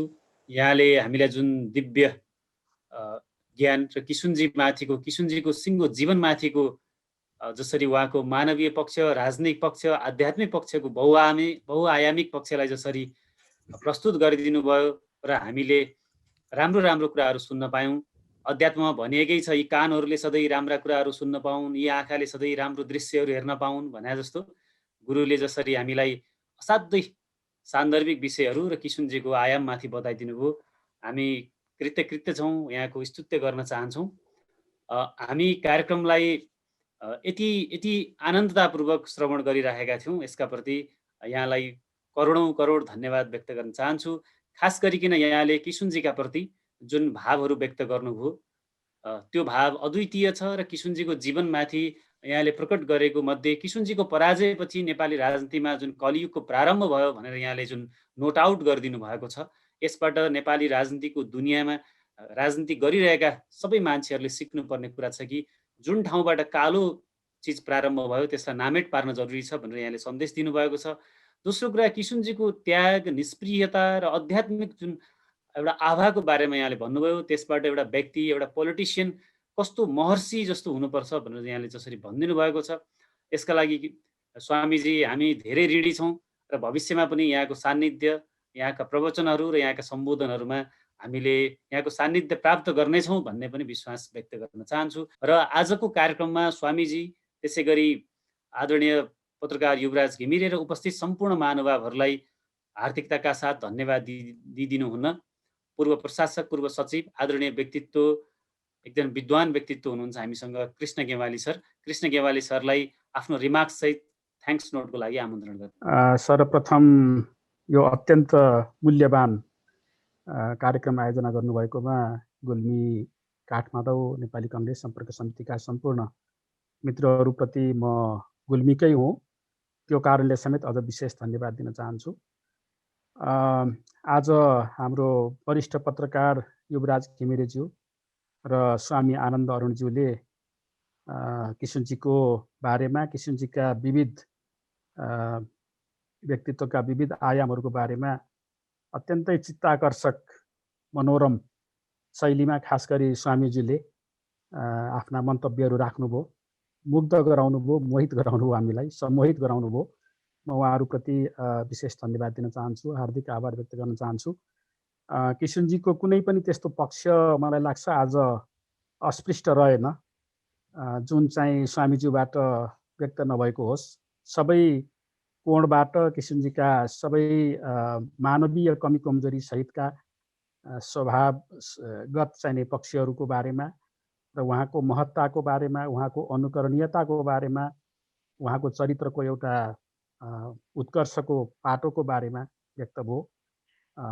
त्यो अत्यन्तै समय अलिकति घर्किँदै जाँदाखेरि पनि अलिकति पनि बोर भएन। म अन्तिममा 2-3वटा कुरा मात्रै यहाँ निवेदन गरेर बिदा हुन चाहन्छु, सबैजनालाई धन्यवाद दिँदै। किशुनजी गीता पढ्नुहुन्थ्यो, मलाई लाग्थ्यो म किशुनजीको सानिध्यमा परापूर्वकालमा विद्यार्थी कालमा नेभी सङ्घमा आबद्ध हुँदाखेरि सम्पर्कमा थिएँ। अनि किशुनजीको बारेमा केही लिजेन्ड्सहरू थिए त्यो बेलामा।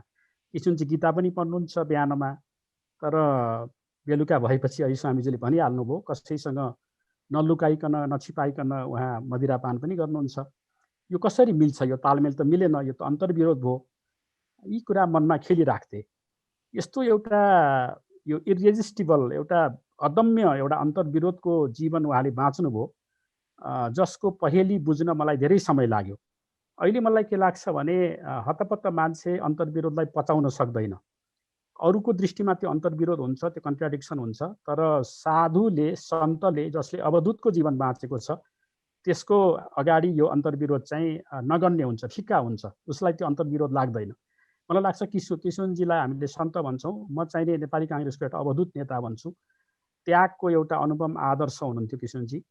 अब उपनिषदमा त्यागे नैके अमृतत्व मानसु पनि भनिएको छ, न कर्मणा न प्रजया न धनेन, न कर्मबाट, न यो व्यावहारिक समुन्नतिबाट, न यो सुख समृद्धि सन्तान यो भौतिक लालसाहरूको प्राप्तिबाट, न धनबाट मुक्ति हुन्छ, परन्तु त्यागबाट मुक्ति हुन्छ भनिएको छ। उहाँको त्याग चाहिने व्यावहारिक जीवनमा, भौतिक जीवनमा जे हामीले देख्यौँ त्यो त अब अनुपम नै छ। त्यसको उपमा, त्यसको अर्को चाहिँ त्यो के भन्छ, त्यो समानान्तर चाहिने उदाहरण हामीले दिन सक्दैनौँ। है, स्वामीजीबाट धेरै मननीय कुराहरू, विचारणीय कुराहरू, स्मरणीय कुराहरू आए, त्यसमा म पूर्णतः सहमत छु। त्यस्तो त्यागमय जीवन बाँच्नुहुन्थ्यो किशुनजी, र त उहाँलाई त्यो अन्तर्विरोध पचाउन सक्नुभयो। अब गीताजीमा भनिएको छ, मलाई लाग्छ गीतामा एउटा महत्त्वपूर्ण कुरा के भनिएको छ भने हाम्रो लोकतान्त्रिक समाजवादका मूल्य मान्यतासँग पनि मेल खान्छ। त्यो भनेको समानुभूति हो। आत्मौपम्येन सर्वत्र समम पश्यति योर्जुन, सुखम वा यदि वा दुःखम सहयोगी परमो मत। मलाई लाग्छ किशुनजी यो श्लोक धेरै पटक उच्चारण गरेको मैले सुनेको छु।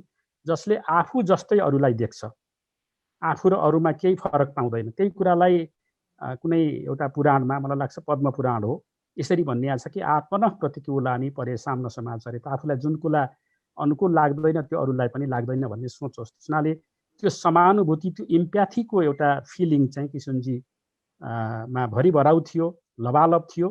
एउटा त्यो सन्देश उहाँले दिनुभएको जस्तो लाग्छ मलाई, समानुभूतिको। र अर्को चाहिँ नि समन्यायको सन्देश।